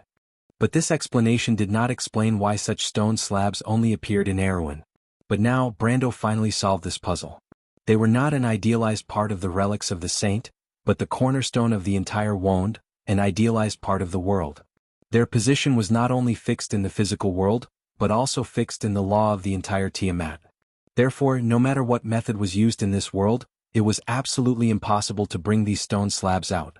Because all the power of mortals came from the law of Tiamat, you could not use the law to fight against the law itself. Except for the 7 holy swords. The 7 holy swords were the key to the cornerstone of the world. And when Brando put these stone slabs together, he finally understood what they were. The stone slabs could communicate with different space and time. The complicated lines of law shuttled and twisted in the space contained within, forming a network of law that was not inferior to the Wand itself. If the 7 holy swords were just the foundation of the crown, then the sphere formed by the 7 stone slabs was a real bright crown. And this crown represented a door. Brando knew why it was a door because in a long memory he had seen something similar more than once. Before the mountain of ceasing storms opened. Before the huge underground palace of the earth breath opened. Before the ring of the world opened. Before the throne of the wolves opened. That was the precision of time, the end of time, the world dungeon. But the key to the law that opened those world events, compared to the thing in his hand, was simple and not worth mentioning. It was like a laughable inferior product. There was only one key and it was as precious as the entire world. When he held it in his hand he could feel how unique it was. He suddenly understood where the throne of destiny was. It turned out that he had been there a long time ago. At that time, the horrible pressure from the dungeon's golden door like quicksand stopped him. But he was now sure that there should be a larger space behind the door. As Martha said, there was a huge secret buried under Erewhon. Otherwise, it could not explain why the cornerstone of the 7 Tiamat law would be buried in this small place. 2 years was a long time. From the year of the white holy griffin to the year of spring dawn, mortals did their best to create all possible miracles on the battlefield. The coalition forces of the four holy temples defeated the Crystal Cluster army where Cruz had been defeated and recovered Rushta in one fell swoop. In the south, the armies of the dwarves, Erwin, Naga, and Lionmen had also gone deep into the White Holy Plains. With the help of the Hazel Fleet, they began to attack Cloak Bay. The recovery of the Cruz Empire was imminent, and the Hazel Highlands seemed to be in sight. Although humans had fallen into a large area of land north of Alkash, between the two fortresses of Valhalla and Babel, one in the south and the other in the north, civilization and order had established a vast sanctuary. People called it the Holy Realm to symbolize the hope of the future. It was conceivable that in the not-too-distant future, this land would be the last soil for humans to fight against the twilight. It was like a brand new blessed land created by mortals, nurturing the future of the entire continent. In the battles of various sizes, many names disappeared. Duke Ludwig died in the Evergreen Corridor. Vahina's father, the Duke of Mehodafen, died at the end of the year of the White Holy Griffin. Fanzan also lost their Grand Captain of the Supreme Judgment Knight Regiment. Behind these famous names in history, there were many more nameless heroes, but behind each hero there were more stars that rose. Madara's stars began to shine like in history, and the younger generation of the Cruz Empire stepped onto the stage of history one by one. In the battles, Princess Magadal replaced her grandfather as the hero and leader of the Silver Bay region, and Freya's name as the goddess of war had long since spread across the White Holy Land. Correspondingly, the fame of the Tanajul and Valhalla, as well as the legends of the White Lion Legion. However, what made Brando smile was that there were occasionally rumors about Princess Phosha on the battlefield. Many people wanted to know who this little princess from Erewhon was, and his students were having a hard time because of this. Compared to these heroes of the new generation, he who had stayed in Erewhon all this time, gradually lost his reputation after the White Holy Conference. People had even gradually forgotten the existence of the Flame King. Some people thought that Brando had created this sacred alliance, but he had only contributed to this step of the power of order. Although many people who knew the truth were indignant about it, and Solomon had personally asked him about it, Brendel didn't care about it. If the era of mortals is coming, will Wone still need a savior? Solomon silently glanced at him in response to this answer. He replied seriously, but people will not forget heroes. But Brando understood that forgetting was not an option for the future. He picked up the slate and walked forward. Scarlet held the azure lance in her hand and silently looked at the back of the Lord. She was not a person who liked to get to the bottom of things, but the feudal lord had become more and more silent. His smile seemed to have disappeared from his face at some point. He was always frowning as if he was thinking about something. He would often stare at the sky alone and stare blankly for half a day. Although he did not notice anything unusual, everyone around him clearly felt the change. She still remembered what Miss Freya said to her before she left Erewhon, but how could she interfere with the Lord's decision? No matter what Brando wanted to do, she would only choose to follow behind him silently. Scarlet held her lance tightly and quickly chased after him. As she drew near to her liege lord, Bran turned to look at her, more or less. Scarlet saw the look in the Lord's eyes and was stunned for a moment. There was a touch of regret in his light brown eyes. It was a look she had never seen before. My lord? Scarlet, is the Grey Wolves mercenaries doing well? Everyone is doing well. Erewhon has been peaceful for the past 2 years. We have only been looking for the Saint's legacy and the slate all over the world. We have not encountered any trouble. That's good, Brando replied. I hope that everyone can have good hope, especially you, Scarlet. She stopped and stared at him. Tears suddenly burst out of her eyes. The girl said those words word by word, I will be happy with you by my side. The spring breeze was blowing through this port city. Even after 5 years, it was still difficult to get rid of the shadow of war. But in this land that had once been reduced to ruins, the seedlings called life were taking root and sprouting in the soil. Homes were destroyed and rebuilt. In many places on the continent, such scenes were playing out one after another. Many craftsmen, scholars, and black mages came out of various academies and began to devote themselves to the various battlefronts, supporting the civilization from all sides in this ultimate war. Although the dark clouds of the final war were approaching in the north of Fanzan and the Sea of the Dying Moon, everyone's heart was full of hope. Perhaps many lives would be lost in this war, but as long as the spire of civilization stood tall, the remaining flames would eventually be passed down, until the moment when the prairie was set ablaze again. Brando looked at the distant and blue bay as he took a letter from the night. It was as if after so many years, this was the first time he could look at the beautiful scenery of Ampere Seal with an appreciative attitude. This was such a beautiful world. It was the greatest fortune of his life to be able to come here and leave his mark. He loved this place deeply. It was where all his ideals and beliefs were. He had given everything for it and would never regret it. The afternoon sun was warm and bright. Brando squinted his eyes. Perhaps this was the most beautiful thing in his heart. The wind blew the letter, making it rustle. "The Shire is back, Scarlet," he said softly. Chapter 1531.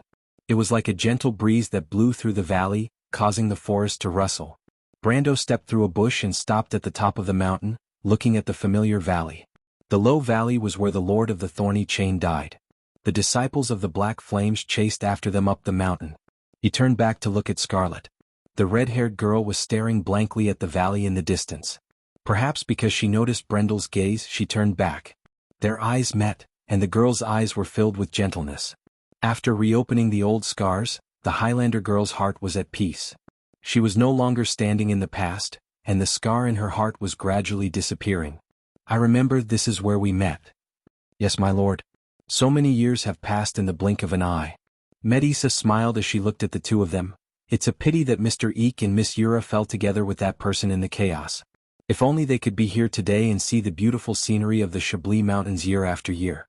How good would that be?" Brando sighed. "It's a pity that we were a step too late. I still don't know how to tell Huanghua. She said that she wanted to come to Erewhon to see her sister." "There are always many things in this world that cannot be fulfilled, my lord," Medusa replied.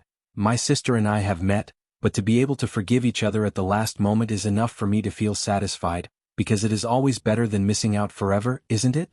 I think Mr. Eek is the same. At least he saw the future of Erewhon, and he believes that you won't disappoint him." Brando nodded. He felt a little emotional because Medusa was always so optimistic. Even the slightest touch could satisfy her small happiness. This fairy princess understood the meaning of beauty better than many human nobles. She silently held on to hope and brought happiness to others.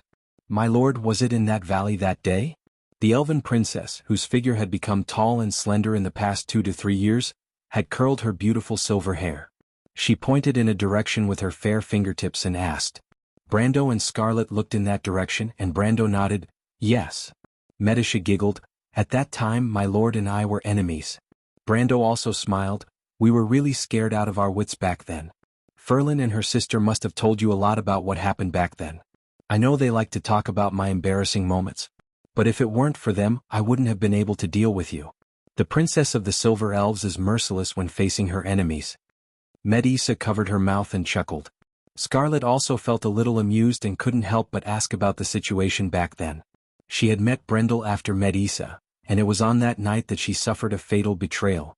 The Kabai's blood in her body seemed to be restless, and this was the place where it was awakening. But the power of the golden apple surged and calmed the power of the divine blood. "At that time, his lordship accidentally killed me," Medusa explained the events of that night in a gentle tone. Even though she knew that the matter was resolved, the Highlander girl could not help but let out a low cry. "And then?" she asked. "Even though he knew that I was an enemy, my lord still resurrected me. My lord has always been soft-hearted. That's only for girls." Medusa smiled slyly. "If you don't believe me, you can ask Miss Delphian." Brendel was about to take out his water skin when he heard the words. "Why are you talking about her again?" "Because after all, Miss Delphine is the woman closest to the Lord, but she was clearly the same as Miss Medusa previously, and had a hostile relationship with us. Are you saying that my lord doesn't have any responsibility for what happened in the Nine Phoenix? I'm not blaming anyone, but I hope that my lord can be more concerned about his own safety." Scarlet lowered her head and said with a hint of jealousy. Brando's face turned red. "That's not the same thing." "Haha," Scarlet giggled. "After all, Miss Roman also said that my lord can't walk away when he sees a beautiful girl." Brando, who was drinking from his water skin, almost choked. He coughed violently and turned his head to look at Scarlet in disbelief. "Did she really say that?" "Of course. From Fortress Reden to Brags, from Brags to Chablis, and from Chablis to Abes, Miss Freya is one, Miss Sue, Miss Amandina is another, Scarlet is another, Yuta is another, and Siffred is another. It's inevitable that Miss Roman is unhappy, isn't it? After all, she's your real girlfriend." "What are you talking about? Miss Sue is only the daughter of the Redo, and what does Miss Yuta have to do with me?" Brando could not help but retort. "Not to mention Siffred, how old is she? What the hell are you thinking about?" Medusa laughed happily. "So, My lord doesn't deny that he has other thoughts about Miss Amandina, Miss Freya, Scarlet, and me? The Highlander girl gasped in surprise and quickly stole a glance at Brando. Brando opened his mouth, but no words came out.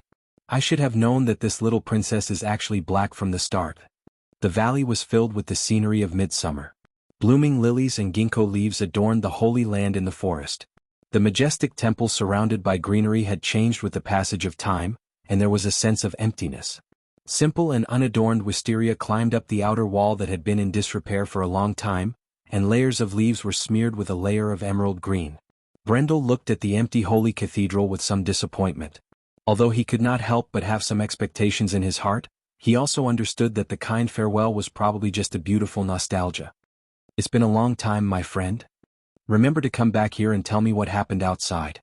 A few decades or even 100 years is fine, but don't go back on your words, my friend. The ancient voice still echoed in the forest and did not fade away.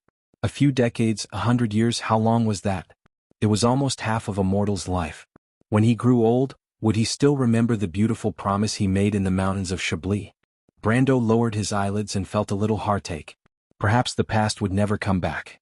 100 years later, this place would only be a quiet ruin, and he would no longer exist in this world. A friendship would silently disappear here. If possible, Brando did not want to return to this place. He would rather leave this world with a trace of luck than face this silent reality. Therefore, he raised his head and looked at the bastard standing outside the holy sanctum with some dissatisfaction. It was his subordinate who had just returned from the Silver Bay area. The Shire smiled as he looked at Brando and the other two who were walking over. He was obviously waiting for them, and he said with a frivolous tone, "It's been a long time, my lord. It seems like you have already taken care of our two beauties." "Shut up, no one thinks you're a mute." Brendel glared at him. "Shut up, no one thinks you're a mute." Seal could not help but laugh out loud. He laughed so hard that tears rolled down his cheeks. Brendel finally understood that this bastard had been using magic to eavesdrop on his conversation with Medisa, and that question was done on purpose. "Speak," Brendel gritted his teeth. "Why did you ask us to come here?" "It's a small matter," the Shire stopped laughing and said seriously. "It's also to allow my lord to meet someone." "Meet someone?" Brando felt his heart skip a beat. He heard the rustling of footsteps as if they were walking on grass, and he turned around in disbelief. A tall and handsome elf stood there and looked at them with a smile. The elf had a reserved demeanor unique to the Silver Tribe and spoke to Brando in a soft voice. "It's been a long time, my friend." It was a simple greeting, but it gave Brendel the illusion that everything had changed. Yes, it's been a long time. The last time he was here, he was still clueless about Erwin's future. He could only rely on his foresight in the dark to find a chance. The tiny hope he had built in Ferber, the spark he had ignited in the loop of trade winds, the numerous battles he had gone through, and finally Ampere Seal had turned the tide. After everything he had done, he had finally reached this day. Everything had changed. The first time they met, it seemed like it was only yesterday. "It's been a long time," Brando said this after only 5 years, but when he said this, he had the illusion that he was relieved of a burden. "I didn't go back on my word, my friend." The wind started to blow in the valley and it was a little windy today. For the Fireclaw Lizardman Lord, Ropar, the scene in his memory had long disappeared. His former hometown had turned into pieces of broken land floating in the void. The flame in the center of the world was no longer burning fiercely, and it was constantly radiating golden light in all directions. The scorching river had become deathly still, and the lava was no longer flowing. The fiery temperature was slowly extinguished, and the lava had turned into scorched black and cold rocks. The elements seemed to have lost their home, and wandered in the vast space at a loss. The fairy Prince Lute also looked at this scene and he said softly, "The fire is extinguished. Our world has fallen into darkness. But one day, it will ignite again." Ropar nodded. The two of them carefully moved a huge rock away from the center of the magma river that led to the underground world. That place was originally the core of the entire world of the River of Scorching Heat, the source of all rivers. A fire seed that emitted endless light and heat used to burn here like the sun. But now there was only darkness left in the vast space. Soft footsteps stepped on the shattered stones as the two slowly moved forward in the hall, until they stopped in front of an altar. On the scorched altar, on the surface as smooth as a mirror, there was a black crystal inserted. In the very center of the crystal, there seemed to be a dark red spot of light. Fire seed. Ropar described this word in a somewhat sacred tone. In the Fireclaw Lizardman language, fire, itself meant sacred. The manifestation of the law of Tiamat, the source of the mortal fire, that is the law power of a planeswalker. The little fairy Lute sat on his broad shoulders and answered seriously, the supreme inheritance of the fire elemental world. Although it has been extinguished, we can definitely ignite it again. The Fireclaw Lizard Man Lord nodded. He took a step forward and grabbed the crystal, and a golden flame shot out from the lizardman's prismatic pupils. The card deck was called Scorching Fury. The ground shook slightly. Even Fayez and Malurcha, who were far away in the shallow sea, noticed the abnormality in the fire elemental world. The woman and the deer looked up at the same time, gazing into the distance. Although there were no longer waves in the shallow sea, and the water of the world flowed from all directions into the void on the cracked land, the distant silver and floating clouds were like the sea. The beauty of the shallow sea was still not inferior to any place in this world. The elements shook, and the four elemental worlds resonated with each other, as if it was the cry of a new life. For the first time since the fall of the Black Moon, after losing the law of Tiamat, all things and elements in the elemental border regained their vitality for the first time. Do you see it, Malurcha? Fayez cried out in surprise. It is reviving, the shallow sea is regaining its vitality. It will be a long process. Perhaps we will all turn into ashes in the torrent of time, and it will not return to the way it was in the past, Malurcha replied calmly. But there is still hope, isn't there? Malurcha nodded. Let's go, Malurcha, Fayez said in high spirits. It's all thanks to his lordship's shallow sea holy sword. After receiving the shallow sea inheritance, we can help him even more. But Malurcha did not move forward. Fayez sensed her companion's abnormality and looked at him strangely. What is it? The crystal stag stared blankly into the distance. In the cracks on the seawall, a tiny flower was swaying in the wind. It was a scaly stem, a raceme, and two flowers of stars on one stalk, guarding each other in the breeze. It was a scene it had seen many years ago. A tear slid down from the corner of the stag's eye. Riding on Malurcha's horn, Fayez was stunned for a moment. She said in an incredulous tone, "What?" In disbelief she said, That is Miss Tata's flower of stars." It was as if the endless war had ended.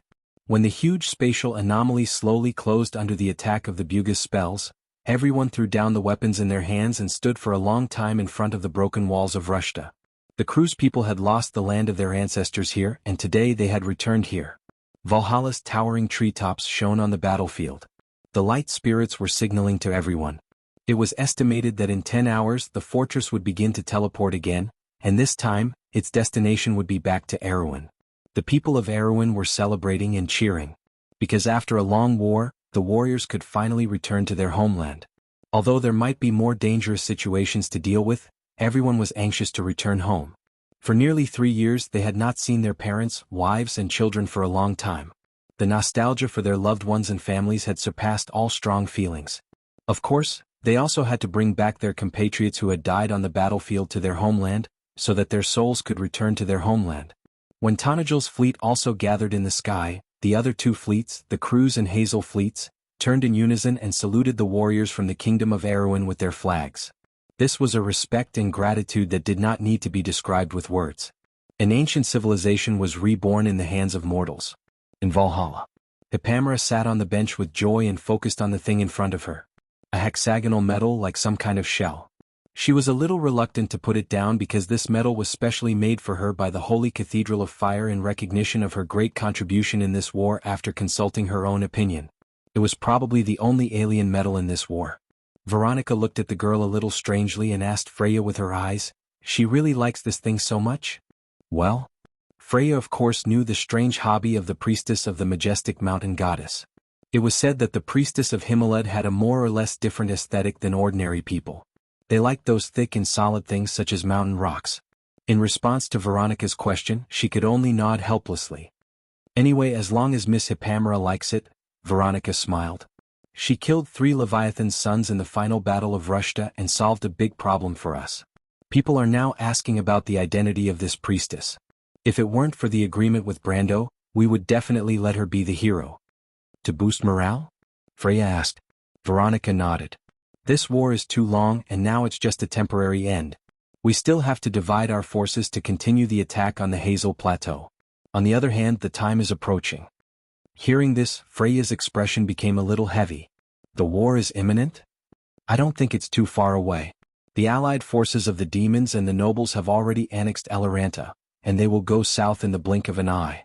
And in the south, although the Twilight Army in the south of the Sea of the Dead Moon has not made any movements after the Battle of Madara Finhodos, news came from the south not long ago that the Dark Sanctum in Madara has discovered that the power of the Goddess of the Dead Moon has begun to be active again. The female Legion commander used a word to describe the current situation. It's already the calm before the storm, Freya. Is this why we have to return to Erwin early? Yes, go and bring the news to Brando. We just have to wait for the druids to confirm the news and return from outside the elemental frontier to see the current state of the world crystal wall. Veronica sighed. But I have a hunch that the final battle between us and the Twilight Dragon is just around the corner. But are we ready? Freya blinked, sighed softly and asked. Even if we aren't, it's not up to us to choose, Veronica replied. For our world, for our survival, we must win. I understand. Freya suddenly bowed to the female Legion commander. No matter what, I will do my best, teacher. Veronica nodded with relief. I believe in you. You and Vahina are my favorite students. Although you are not from Cruz at this juncture, your identity is not important. I will pass on my life's knowledge to you in the hope that you can pass on these things in this war. Even in the face of defeat, I hope that you can protect yourself. Teacher?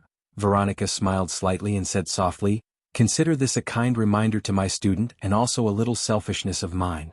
Freya, this is not a good thing for an excellent commander. Because a truly successful commander should be able to withstand failure first. The Valkyrie took a step back. Chapter 1532. So, what's going on? The three of them sat on the ground and Brando asked, why do you want to go to Silver Bay all of a sudden, and what does this have to do with you, Nalathar? Didn't you return to the sacred Silver Valley? The trees rustled and the warm sunlight shone through the branches, leaving mottled spots of light on the green meadow. In the depths of the forest in the distance, a young deer was alertly pricking up its ears and looking over. There were a few bright mushrooms at the edge of the forest, and a snake with ring-shaped stripes was curled up in the bushes.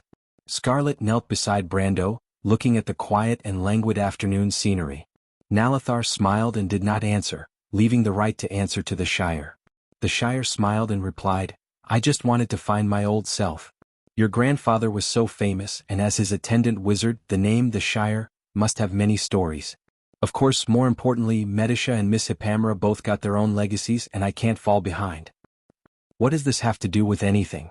Because the source of every planeswalker's power is related to experience, whether it's other people's or their own. The worlds they see in their travels form part of the laws they create. Brando saw that the Shire was serious and did not seem to be lying, so he asked, then why Silver Bay? I don't know, but there's a vague impression in my memory, telling me that there's something I'm looking for there. And the result? The Shire sat up straight. I found something interesting. I found that when I was young I studied under the Buga people and lived in the Silver Bay area for a long time. Studied under the Buga people? My lord, you know that the Wizard of the Tower was once a follower of the Buga people, and we originally built a kingdom in the Silver Bay area.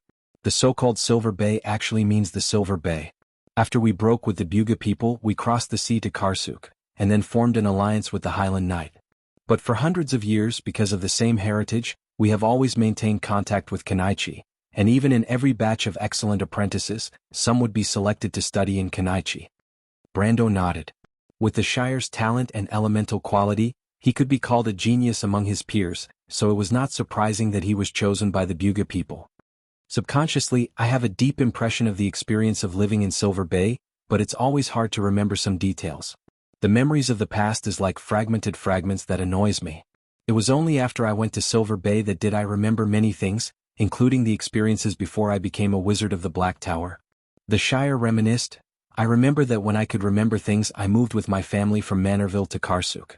My mother died very early and my father was the head of the family. In my memory, I only vaguely remember the appearance of the noble gentleman, somewhat serious, a very rigid knight. When I was very young there were often some strange guests in the family. Later I realized that those were elves, but not the wind elves of Saint Tassel. They had silver hair, silver eyes, extraordinary speech, and every move they made seemed to be born noble. Silver folk, silver elves? Brando subconsciously glanced at Nalathar. Nalathar nodded slightly. Charles paused for a moment before continuing. It was only later that I found out that those guests were my grandmother's relatives. It was said that my maternal great-grandfather had once married a silver elf lady of extraordinary status. From then on, my family and the silver elves formed an indissoluble bond. I have a deep memory of my experience of learning magic. Before I was sent to Abelia Tower, I remember that I had once learned magic from a silver elf. As far as I can remember, it was that esteemed mister who guided me on the path of a wizard until I became famous and was chosen by the wizards of the tower. But after that, he left Karsuk as my first teacher, and I have never seen this person again since then. Hearing this, Brando's heart skipped a beat, and he raised his head to look at the Shire. The Shire smiled slightly. Hearing this, my lord should have already guessed it. Because later on, I met Hippet and Borg in Silver Bay, and under their introduction I became your grandfather's wizard attendant. Mr. Borg is Miss Amandina's father. At that time, we also went through many things before we recognized each other's identity. Borg is a descendant of my grandmother's elder brother. He's also my distant cousin. You remembered all of this? There are still some details, but it's better not to mention them. The reason I was able to go to Holy Silver Valley to find Nalathar was because I remembered some of the inheritance of the Silver Folk. In fact, the most important part of my path as a wizard is the respected teacher who guided me on this path. As for his memories, I'm afraid that only the Silver Elves can give me the answer to this question. Then have you found the answer? Brando looked at the Shire. The Shire looked at Nalathar, who was beside him. At first, His Majesty did not know about the matter between Mr. Villefort and Her Royal Highness, but after so many things happened, we feel guilty towards the descendants of the late King Eric. Of course, on the other hand, everyone is anxious to find Her Royal Highness, who has been missing for a long time after leaving Holy Silver Valley, Nalathar replied. The one who taught Mr. the Shire magic is actually the younger brother of Princess Medisha and Princess Tiamas, the previous King of Elves. Unfortunately, he died outside the elemental frontier 30 years ago. The leaves rustled, like the footsteps of a hero who was leaving. The Shire silently held up a blue card, showing this dazzling card of fate in front of Brando. That was his life. Hero of the Tower, choose a spell card from your deck and put it into your hand, then discard a card. If you have 3 or more spell cards in your graveyard, banish the Shire of the Tower to exile Hero of the Tower, then transfer him back to the battlefield under the control of his owner and convert him. Convert. The Shire of the Tower King. The Shire of the Tower King enters the battlefield with 5 mana counters. Add 1 mana counter, reduce the power level of any target creature on the battlefield by 1 level. If the target's power level is lower than elemental power, destroy it. Reduce 3 mana counters.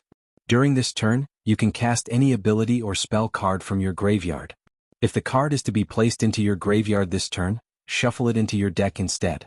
If this card has more than 20 mana counters, banish the Shire of the Tower to exile Hero of the Tower, then transfer him back to the battlefield under the control of his owner and convert him into Hero of the Tower. The Planeswalker gains a negative level ability when the Planeswalker attacks the target creature. When the Shire of the Tower has 0 mana counters, banish the Shire of the Tower to exile Hero of the Tower, then transfer him back to the battlefield under the control of his owner and convert him into Hero of the Tower. Cannot be destroyed. The cold winter fog shrouded Fort Brown Raven. The towering towers on both sides of the recently completed fort stood in the fog, monitoring the Fanzan Plain in the north. That place used to be the most prosperous area, but now it was deserted and dead. Suddenly, there was a rush of horse hooves in the foggy forest, breaking the silence of the early morning. The soldiers on the tower hurriedly lowered the drawbridge. The iron chains clanked as the thick wooden planks hit the dry mud, kicking up a cloud of dust. A knight came out of the fog. He pulled on the reins of his horse and dismounted outside the gate. His body was drenched in sweat and dew. The soldiers immediately went up to him, took over the reins, handed him a water bag and brought over another horse. The knight did not stop. He did not even have time to drink water. He quickly jumped on the back of another horse. Open the gate. He shouted and went around in a small circle. The gate on the other side of the stronghold had already creaked open. He whipped his horse and rushed out from that direction, leaving only the back of his figure for everyone to see. Such a scene was playing out in every fort north of Alcash. It was not even the 10th month of the year of spring, but a piece of news had already spread in the north. The Dusk Army in the north was recovering. Tens of millions of monsters were gathering in the 10 cities, east of Eloranta and the Ring of the World. They were heading south. Outside the elemental frontier, the Buga mages who were monitoring the area also sent out messages. The Dusk Dragon was awakening. 5 years later. The last seal left by the Sage of the Earth had finally begun to loosen. At the same time, on the highlands south of Erewhon, the Karsuk people were welcoming a special celebration. After 3 years of reconstruction, the area from Diaz, Darlingi to Silver Horse City had already formed a solid defense line. In order to prepare for the upcoming war, the civilians had already been evacuated. The Caligos, who had lived here for generations, had also left their homeland for the first time to rebuild their new homes in Manowir and Viro. Now, only soldiers from various countries, adventurers, mercenaries from all over the world, and Buga mages were left here. Of course, there were also merchants from the rear.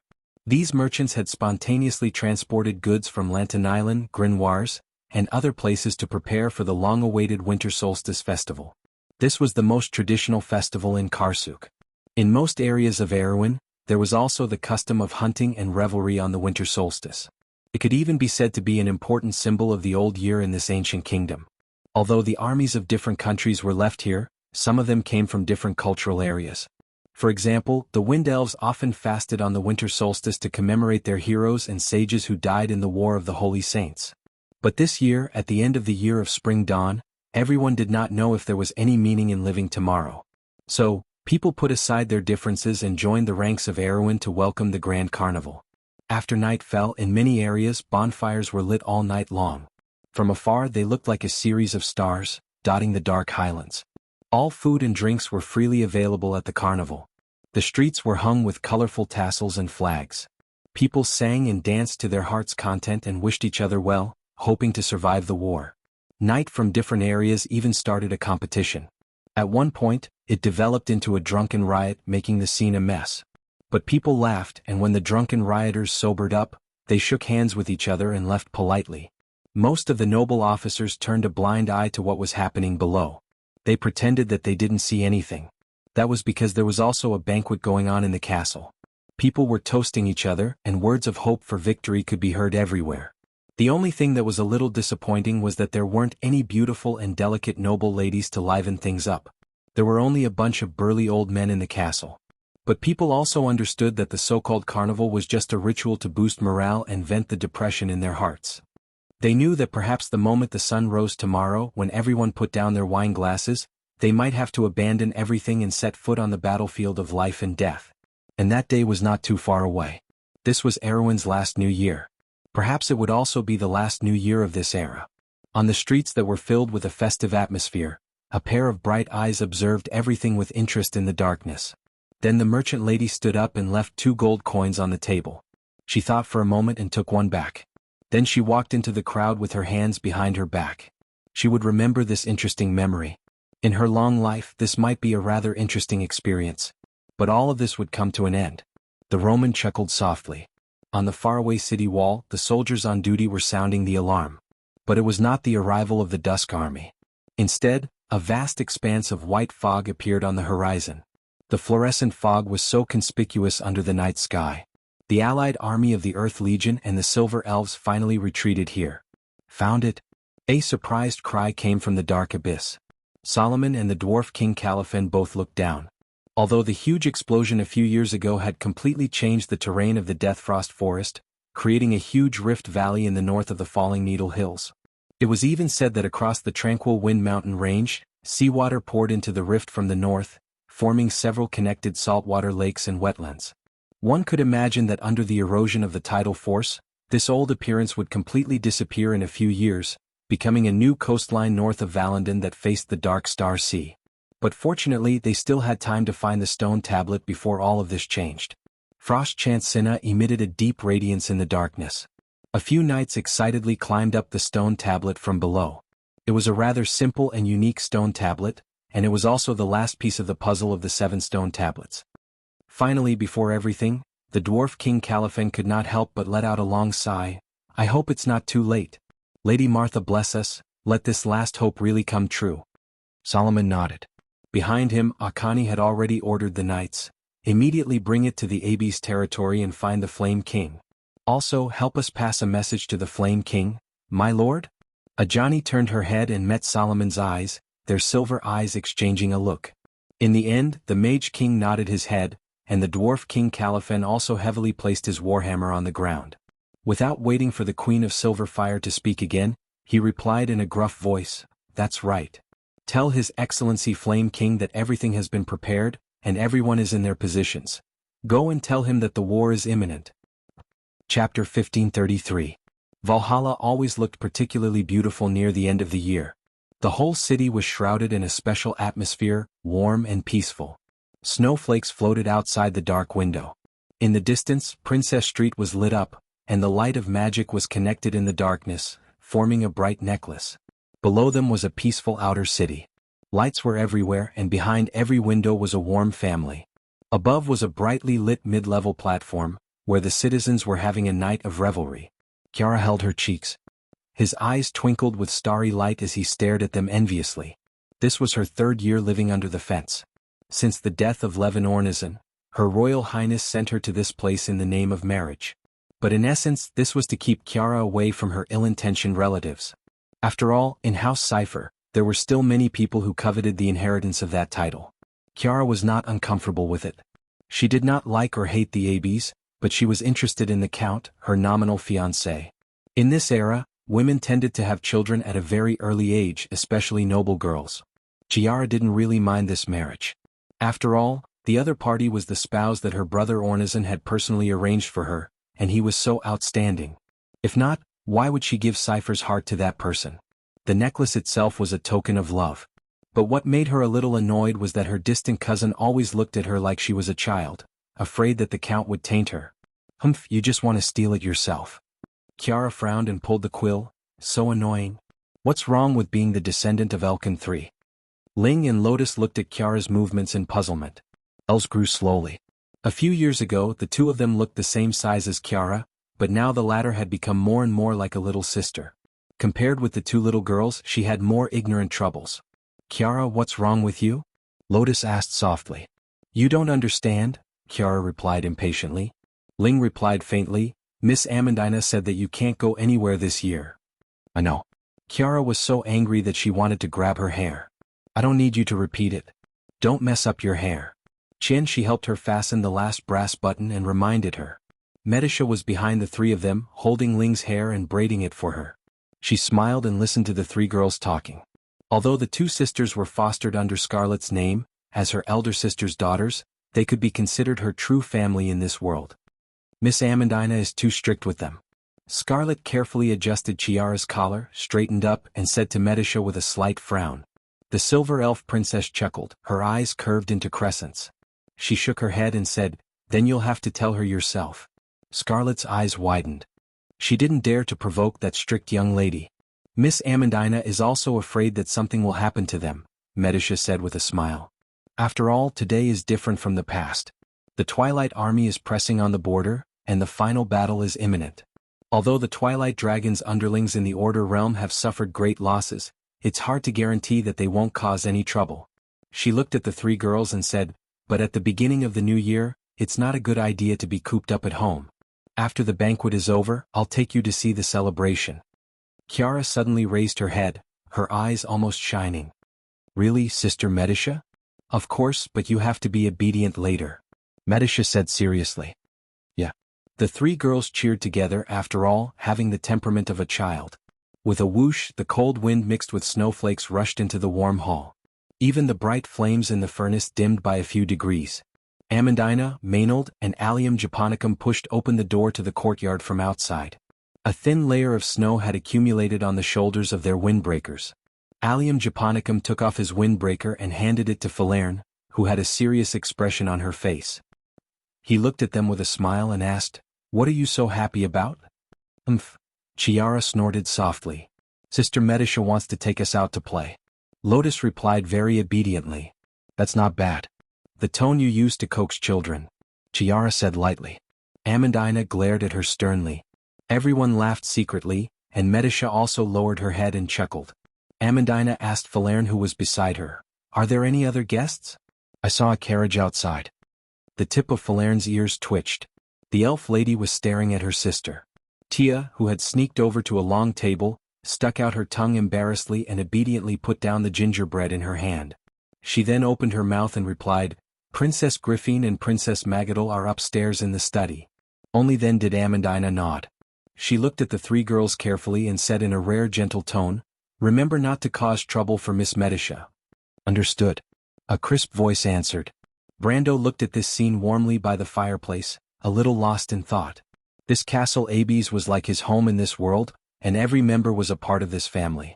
Whether it was Medisa, Scarlet, Amandina, Senior, Ling, Lotus, or the others, although they didn't know what the future would be like, there was no doubt that everyone cherished the time they had now. Just like the last days of the year of spring during this new year, people understood that perhaps for a long, long time in the future, they would remember these last days of peace. In the days to come, people would witness more and more of the spreading flames of war, death, parting, and sorrow. It would be more tragic than any war that the civilized world had ever experienced. Brando asked without blinking, "Is there any news of Carglass?" The Shire behind him slowly shook his head. "No, but after the incident we searched the entire Burnissel and the surrounding areas, and did not find Mr. Carglass's body. We can only conclude that he is missing." Brando sighed. He knew that there were too many strange abilities and spells in this world. Even if they did not find the body, there was no guarantee that Carglass would be completely safe. Presumably, when Carglass covered Haru's and Makaya's escape, he must have prepared himself for everything. Brendel felt a little disappointed. Back then he was the one who had led this young man onto this path. He had promised to protect his marriage with Maria, and now that the old nobleman had finally agreed, this outstanding young man would not be able to wait for that day to come. Her Highness has also asked about this matter. The astrologers believe that this is not a sign of death. Perhaps we have not lost all hope. The Shire replied, "I think so too, but I can't free myself now. The situation in Karsuk is getting worse by the day, and the local affairs have been entrusted to the patrolling cavalry of Lantan Island." Brando nodded, understanding that this was the only way. He gently put down the letter in his hand and flattened the corner of the paper with his fingers. After a while he asked again, "The Shire, what is Gaia?" The Shire looked at the letter and hesitated for a moment. "Is this the letter that Mistress White wrote to you?" Brando nodded. "Then for this question, my lord, you should ask Ovina or Miss Andrea. After all, they are the only ones who know about the mythological era of the past." The Shire replied. The fire in the fireplace not far away burned, and the red light reflected on one side of his face. "I asked them." "Oh, what did they say?" "Gaia is not part of Tiamat's authority, and only Martha knows of Gaia's existence. Its duty is to nurture life. The curved surface project that created me was completed by Martha with the help of Gaia's power. Tiamat's network only provided the necessary energy for this project. It was because of this that the Twilight Dragon was successfully fooled." The Shire was surprised to hear this and asked, "Doesn't that mean that Gaia does not have the authority of Tiamat's law and is not a god?" Brando nodded. "That seems to be the case. I remember that in the era of the divine people, Gaia was not a real god. The main god of the Temple of the Earth was the goddess of the mountains, Himalad. Although the lion men and dwarves of Toquinin respectfully called Gaia the Mother of the Earth, there is no record of this goddess participating in the war in the Pale Poem of the past." The Shire frowned and suddenly remembered something. But Brando asked, "What if she is not a goddess of war? But her authority is not within Tiamat's law, unless her power is equal to Martha's." The Shire answered firmly, "Another main god." Brando remembered the girl he saw in the stagnant realm, who looked very similar to Sifrit, and shook his head. He had seen Martha, and he had seen the power that could control the entire Tiamat's law with her every move. That kind of majestic and all-encompassing power, as if she owned the entire world. Gaia might know many secrets, and she was wise as if she could see through everything, but the feeling she gave him was completely different. The Shire looked at him and suddenly asked, "My lord, why do you ask about this?" Brando shook his head and replied, "Haku said in the letter that she would leave us all with a hope. I originally thought that she only wanted to resurrect Medisha, but now it seems that her scheme is far from that. She went through untold hardships to obtain Gaia's power, and even had to abandon her mortal feelings. Why is that?" "She is a very ambitious woman, my lord." Brando looked at the Shire. "Are you still brooding over the matter of your great-grandfather?" The latter shook his head. "Not to that extent. I just want to say that there may not be only one Ekis in this world." Brando nodded. But in his heart, he had a faint feeling that perhaps Haku was not lying to him about this matter. What was the so-called hope? Griffin looked at the bright lights of Valhalla from afar. She put down the white porcelain teacup with both hands, and the fragrance of the tea filled the study. She looked up and fixed her gaze on her best friend. "When you were in Vlada, Did you ever think of this day, Magadal? Magadal smiled and shook her head. Griffin, I will tell you, even in the craziest and most absurd dreams, I never thought that there would be a day like this. Would you believe me? Griffin did not answer. But the silence was the answer to all the questions. Yes, who would have thought of this? Their fates had taken a 180-degree turn at the intersection of Ampere Seal, and it was all because of the same person. Griffin gently rubbed the edge of the teacup with her slender fingertips. Sometimes I even have an illusion that this is not my real fate. Maybe it is just a dream. I am afraid that I will wake up from this dream, because these days I often have a nightmare that makes me wake up in the middle of the night in cold sweat. What kind of nightmare is that, my friend? Magadal asked. Maybe you have been worrying too much these days. Why don't you tell me so that I can share some of your worries? Maybe you will feel better. Thank you, Magadal, Griffin said softly. In my dream I dreamed of a different Erewhon where I did not meet Brando. After we parted ways in Vlada, I was betrayed by the royal faction in Ampere Seal, and I had no choice but to marry Erek and become his tool to raise his children. The conditions that the nobles promised me were nothing but beautiful lies. I saw Haruz die in front of me with my own eyes, and Aween eventually fell into a sea of fire. I tried my best to save everything, but what awaited me in the end was nothing more than a sharp blade. The princess' voice began to tremble. But what killed me was not a conspiracy but endless despair. Magadal, can you understand that feeling? There was no hope, and it was a dark path that led straight to the abyss and death. Magadal said softly, but that was just a dream. You met Mr. Brando in the end, didn't you? Griffin took a deep breath. She calmed herself down and replied, Thank you, Magadal. Perhaps that is the case. I still remember the first time Oberway described him to me. The scene of that day is still vivid in my mind. After that, I exchanged letters with him and used the brooch as a keepsake. That was probably the boldest thing I did in my life. But now that I think about it, I was so lucky at that moment. Magadal looked at her friend gently, but her eyes were full of envy. You are indeed lucky, Griffin. Princess Griffin raised her head and looked at her. Are you tempted too, Magadal? How can I not be? Magadal replied honestly. He changed the course of my life and entered my heart. No matter what, I can't forget his place in my heart. I thought that I should live a normal life, but it turns out that a peaceful life is not as easy as I thought. It was Mr. Brando who made me understand this. Griffin was speechless. Yes, perhaps only when that moment comes people will understand. Even if they were to hold on to everything that was precious, it would still be a luxury. Both of them looked at the lights in the darkness. Have you ever thought that this might be the last new year we will see in our lives, Magadal? But people still carefully guard this last bit of light. I hope the long night will pass. Freya checked her warhorse one last time. She patted the neck of the beast, smoothed its fur, and carefully fed it with hay and beans before carefully leaving the stable. In the distance, the soldiers of the White Lion Legion were cleaning their weapons and armor. Although it was the new year, the whole camp was bustling with activity. Everyone was making their final preparations. After today, they would leave their homeland and go to the highlands to participate in the real war. Although it was the first time for many of them to go to the battlefield, they were very brave and joking with each other. A young soldier was excitedly discussing his future wife and life after the war. Although many of them knew that most of them would not be able to return to this land. But they encouraged each other. Everyone clearly understood that the reason why they were willing to die was because they could not let go of their worries. And the reason why they chose to leave was because they loved everything here. Freya stood silently in the darkness. But what was the reason for her worries? Was it just for Erewhon? Or was it for everyone in Bucci? She looked at the young soldier's face from afar, and the happy smile on his face. She felt a stab of pain in her heart. It was like that night in Bragg's. The bright moonlight shone in the small alley of Bragg's, and melodious music came from the tavern like a nocturne. The two of them looked at each other. She could still remember how she had dressed up in her favorite military uniform, but that stupid guy hadn't seemed to notice.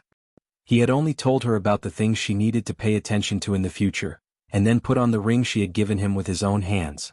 Now do you understand why I want you to go to the Royal Knight Academy, Freya? Because Freya, I need your help. Aween's goddess of war bit her lips as tears rolled down her cheeks. I don't know, but I'm only doing it for you. All of this is, she covered her mouth and turned around, but she did not expect to bump into someone.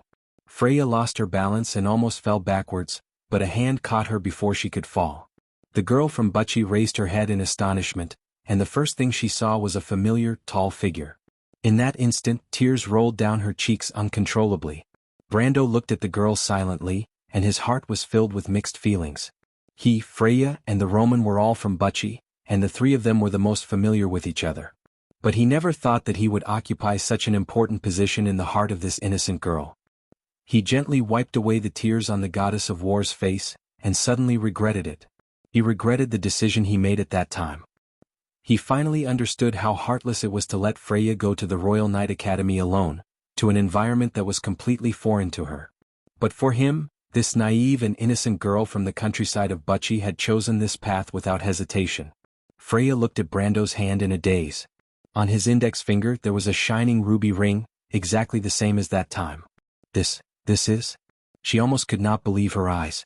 "I'm sorry, Freya," Brando answered clumsily. "I accidentally broke the ring you gave me. This ring was specially made by Master Tamar. I can't accompany you to Karsuk tomorrow, but I hope it can protect you on my behalf." Tears came out again, but this time they were tears of happiness. Freya looked at Brando with tears in her eyes as he carefully lifted her hand, and then put on the ring with both hands. At that moment she felt like she was going to faint. "Accompany me to the banquet, okay?" Brando took Freya's hand and was about to lead her out. But Freya stopped. Brando looked back at her, and the girl firmly shook her head. She seemed to have gathered all her courage and said, "I'm going to the battlefield tomorrow, Brando. But I don't know if I can come back alive. Tonight, let me be willful for once, okay?" It was like a lily quietly blooming in the night. Brando stared at Freya for a long time without saying anything. Chapter 1534. Lightning that did not belong to this season flashed among the heavy clouds in the sky. Bolts of lightning fell one after another. Under the light purple sky, there was a vast wilderness plateau. "They're here." Someone shouted in the wind as the flag was blown by the wind. A tiny spot appeared on the horizon, followed by a second and a third. More and more spots appeared, gradually forming a sparkling line. Like a rising tide, a thin line of water appeared at the intersection of the sky and the sea. Then there was the majestic sea. On the jagged line stood tall figures that had never been seen before. They were the Crystal Cluster Lords.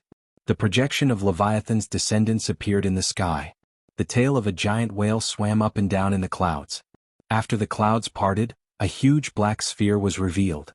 It was like a hollow eye staring at the barren plateau. Everyone quieted down. The crowd suddenly parted to form a path. Freya, wearing the white lion armor, walked up to the city wall accompanied by the knight. The sharp turbulence ruffled the mane on her collar. Her white mane stood up one by one and fluttered behind her. The girl's dark eyes reflected the purple lightning, and it seemed to light up her eyes. Her long hair fluttered in front of her snow-white forehead.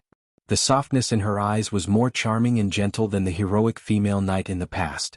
Everyone felt the change in their commander's temperament. Freya was like a newlywed wife. She held the ring tightly and pursed her lips as she looked at the scene. A few kilometers away, the trembling of the earth could be heard. The cold wind came from the plateau of Karsuk. It blew along the Tosankade forest and across the entire southern territory. Everything withered and frosted, and the world was already covered in silver. Brando stood in the biting cold wind. The wind seemed to carry the scent of the distant plateau. It was warm and familiar. He lowered his head and looked at the strand of hair in his hand. It was still tied with a ribbon. He could not help but feel lost. She was gone, but her fragrance still lingered. Outside Castle Abes, snow fell quietly in the pine forest, and the cold wind swayed the branches. Under the tall black pine, Haruz stood beside his sister. The rolling snowflakes pulled at his long cloak, but the young king did not say a word. His bright eyes glistened with tears as he looked at his teacher. "Even if we can see each other off for 1,000 miles, we still have to part in the end." Brando turned around and carefully kept the strand of hair close to his body. He smiled and said, "Let's stop here. After all, we have to step onto different battlefields in this war. I don't want to say anything to boost morale. I just want to say that we should wait for each other in this battle that will decide our future. There is still hope for everything. Perhaps one day, everyone will be able to gather here again." The people who stood proudly in the cold wind were King Solomon, the dwarf King Caliphan, the great druids Grey Fury and Sifrid, and then the people of Abes. Amandina stood in front of everyone, and behind her were Rabban, Cornelius, Odom, Kodam, Reto, and Tamar. Tajiv, the cave-dweller king, had passed away a few years ago. His son, Takub, stood behind everyone together with Uriel, who had retired from the White Lion Legion a year ago. Then there were the nobles of Erewhon, led by Oberway. Behind them were Count Audine, whose hair had turned white, and Marjorie and Eugenie, who had been married for 2 years. Next to him was Avram, who was said to have recently gotten together with Yaidini and had gained the favor of the Count of Grey Mountain. Beside him, Yaidini was still looking at their commander, with some worry. She was still a timid and kind girl.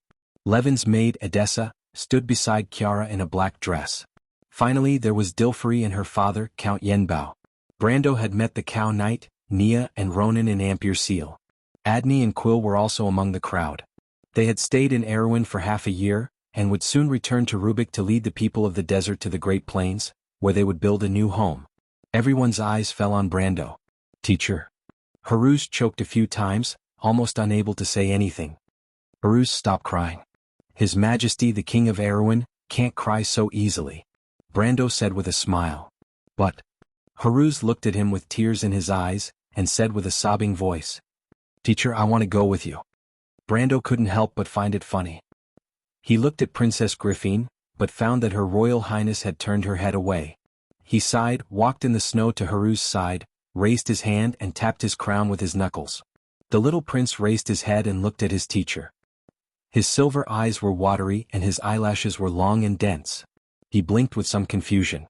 Brando knocked 3 times and asked, "Do you feel the weight?" "The weight is on your head. Authority, obligation, responsibility. Don't let it down." Sparkling and translucent tears rolled down from his eyes.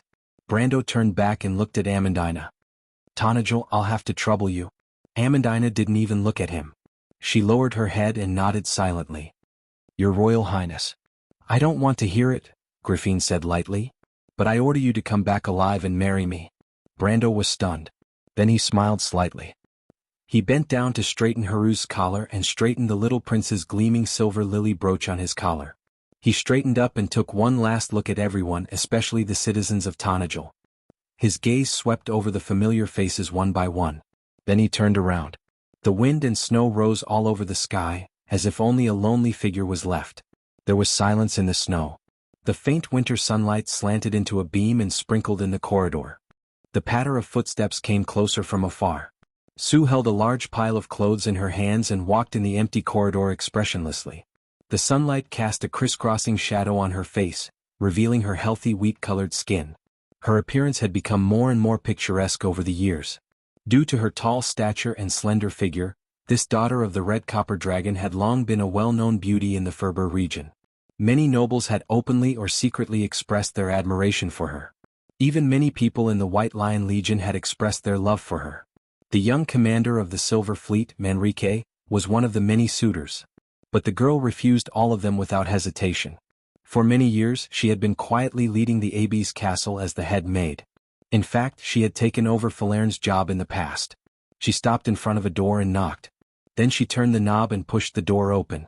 "Miss Yuta, change of clothes." However, the situation in the room made Sue stunned for a moment. The snow-white bed was empty, and only the messy bedsheets proved that someone had been here before. The window on one side was open. The cold wind poured in from outside. The curtains fluttered.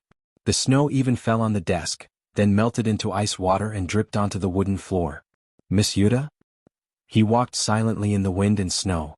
In her memory, the entrance of the tomb was near the bottom of the valley, and the few broken pillars were still standing there. Amidst the bushes, the pillars were covered with a thick layer of snow. The stone pillars were not maintained properly, and their condition was worse than before. Many of the words on the pillars had been smoothed out. After arriving here, Brando stood there for a moment. The scene when he discovered this place was still fresh in his mind. Although some details were already blurred, his memory of the people and things had become even more vivid. He could still remember the names of the White Lion Legion's knights. Some of them died in Ampere Seal, Menta or Cruz. Some were injured and left the White Lion Legion, and some were already married and had children. There were also some who were still fighting on the plateau of Karsuk, fighting for the future of mankind. Brando's hand gently pressed against his chest. His heartbeat was slow and strong, but his thoughts were very complicated. He could always vaguely see the merchant lady in front of him, frowning as she looked at him. He reached out to pinch her face, the delicate touch still lingering in his fingers. "Brando, I tied myself to the horse. How is it? Amazing, right? Ah. There's no problem with me like this." "Ah, it hurts?" Then everything vanished into thin air. Brando smiled and put away his thoughts. He lowered his head and entered the tomb. In the darkness was a dim corridor. The smell of dust, mold, and mud floated in the air. Simple stone pillars supported the four walls of the tomb. Brando recalled as he walked. There was originally an agate light barrier here, and behind it was a tomb. They were attacked by ghouls there for the first time. He saw a stone platform and remembered that there used to be a fire raven's tongue on it. It was a brass-ranked magic longsword, and it was still Janna's sword to this day. Behind it was the large stone coffin. He took out the stone pieces from his chest. One of them looked like a chisel, and it was found in this coffin. Brando gently put the stone piece back. He didn't need it now. He raised his head. The collapsed part of the tomb had already been dug up. Underneath it was the place where he fought the pendulum golem with the deer banshee. A slim figure walked out from the darkness. Elaine, who had recovered from her crystallization sickness, looked at him with a lazy smile. "You're here." Brando nodded. "Where are the others?" "They're all ready." "You don't have to go, Miss Elaine." "Sister Elaine," Elaine corrected him. "There's no point in staying outside. Everyone is participating in this war. How can I stay out of it?" Brando nodded silently. The two of them walked down the stairs and entered the caves. They once again passed through Eleanor's labyrinth, and then came the endless crystal belt. Brendel once again stopped in front of the huge crystal. Kelsey, the witch queen, and the middle-aged swordsman were still very much alive. It was as if the crystal seal had sealed their lives away, and at the same time, stopped the erosion of time for 1,000 years. Brando silently bowed to the three of them, then walked past them and continued forward. Elaine looked at him from behind. She didn't say a word, but there was a trace of respect in her eyes. Mysterious patterns began to appear on the red surface of the ground. The signs of magic erosion had become more serious in the past 5 years. Some of the cracks even seeped out purple light. Brando looked at these details. He understood that for a seal that had been maintained for thousands of years, 5 years was just a blink of an eye. The continuously rising tide of magic was the main culprit. Just like the elemental border's world wall, with the awakening of the Twilight Dragon, the seal was on the verge of collapse. But what exactly was down there? Was it just the throne of destiny? The two of them finally came in front of the gate. The cave area became extremely open here. Circles of golden ripples rippled in the space. When one approached these ripples, one could see a golden translucent magic circle that was slowly rotating, like the hands of a clock. Even the flow of time seemed to be accelerated here. Brando seemed to be able to see the passing of life through the flowing sand, but he immediately shook his head. He knew that it was just an illusion caused by the distortion of the huge magic power. This was the ultimate dungeon in the world of the Amber Sword, the accuracy of time. Brando saw other people here. The Shire, Medisha, Mephistopheles, and Hippamera were standing in front of the gate. The Nightsong Tiger and his team, Malurcha and Ropar, were further away. When he arrived, a joyful cheer came from the darkness. The little female dragon appeared from the other side of the darkness. Flora stood not far from her. Allah's golden pupils seemed to be burning with a circle of flames as she looked at Brando. "You're finally here. I've been waiting for you for a long time." Brando looked at everyone first. His gaze met each of his subordinates one by one, and they responded to each other's gazes. Then he replied to Allah's, "Thank you for coming." The little female dragon raised her chin. "Of course, Mithril is enough for the mortal battlefield. But this war is equally important to us. After all, this is a direct battle with the Twilight Dragon. Solomon hopes that the dragons can also contribute. After all, we are the last of the golden race. Of course, the key is that I'm worried about you." "The key is the last sentence," Flora said. Alaz looked at her partner in annoyance. Brando smiled, but his gaze fell on a person in the crowd. Scarlet. The Highlander girl's face was slightly pale, and she subconsciously took a step back. No matter what, this was the first time she disobeyed the Lord's orders. But she clenched the spear in her hand. She knew what this battle meant. No matter what, she would never leave Brando again. The girl had already made up her mind. But Brando looked at her and did not say what she expected. Instead, he said very seriously, "Follow me closely later. You're slightly weaker." Scarlet looked up in disbelief. Brando smiled at her. "If I fail, there's no point in staying there. If you want to stay by my side, then do as you wish." Scarlet's eyes turned red almost immediately, but she quickly turned her head away and wiped her eyes. Brendel walked past her and raised his head to look at the huge door of light. Everyone fell silent. This was because everyone present knew very well what it meant once they stepped through the door. Brendel was silent for a moment before he turned around and asked everyone, What do you think? Although the purpose of each of us coming here has long since been clear. But at this moment I still want to ask each and every one of you. Are you ready? Everyone nodded in agreement. Then come. Brando took a deep breath. Face the throne of destiny, face the twilight. Chapter 1535. Countless rays of light shuttled back and forth in front of his eyes, colorful and vibrant. Behind the layers of light, in just a short step, Brando felt like he had gone through a long time. Finally he stepped on solid ground. When he came back to his senses, the scene in front of him had already changed. The underground cave had disappeared and so had the light door. In the darkness, he could no longer see the layers of stalagmites and the mysterious magic erosion patterns. All that was left in front of him was a thick fog and an endless dark void. Scarlet appeared behind him. The girl held the azure lance in her hand and looked at the place in a daze. This was the world behind the door. A world surrounded by thick fog. A huge tree root pierced through the fog and hung in the darkness. Compared to this tree root, humans were like tiny specks of dust. Around the tree root was an empty abyss. In the darkness, there was a faint whistling sound of wind, like a sinister and terrifying ghost laugh. The two of them stood on top of the tree root, their front and back completely engulfed by the thick fog. The monotonous sound of the wind surrounded their ears, but other than that, there was a sense of loneliness around them. The whistling wind was moving noisily in the depths of the darkness, but the thick fog around them was motionless. It was as if the world was still. After Scarlet, Medisha and Hipamera also arrived one by one. The Shire followed behind the Nightsong Tiger and was the last to appear. He stepped on the ground and there was a crisp crack. He looked down and found that he had stepped on a thin layer of ice. What the hell is this place? The Shire exhaled and the hot air quickly condensed into white fog. Everyone found that the temperature around them was very low, and even the fog was a thin layer of ice dust. There was a layer of frost on the tree trunk they were standing on. But it was not just the cold. There seemed to be an ominous aura lingering in the darkness, and it seeped into their bones. Before the Shire finished his words, a shrill scream came from behind them. Brendel turned his head sharply and saw a monster with wings under its armpits breaking through the fog. But Scarlet had already stepped in front of him and stabbed with the azure lance, nailing the thing to the tip of the lance. Only then did everyone see the appearance of the monster clearly. It was a creature that was as thin as a match and looked like a bat. However, its entire body was pitch black and they couldn't see its face clearly. It was like a shadow that was splashed with thick ink.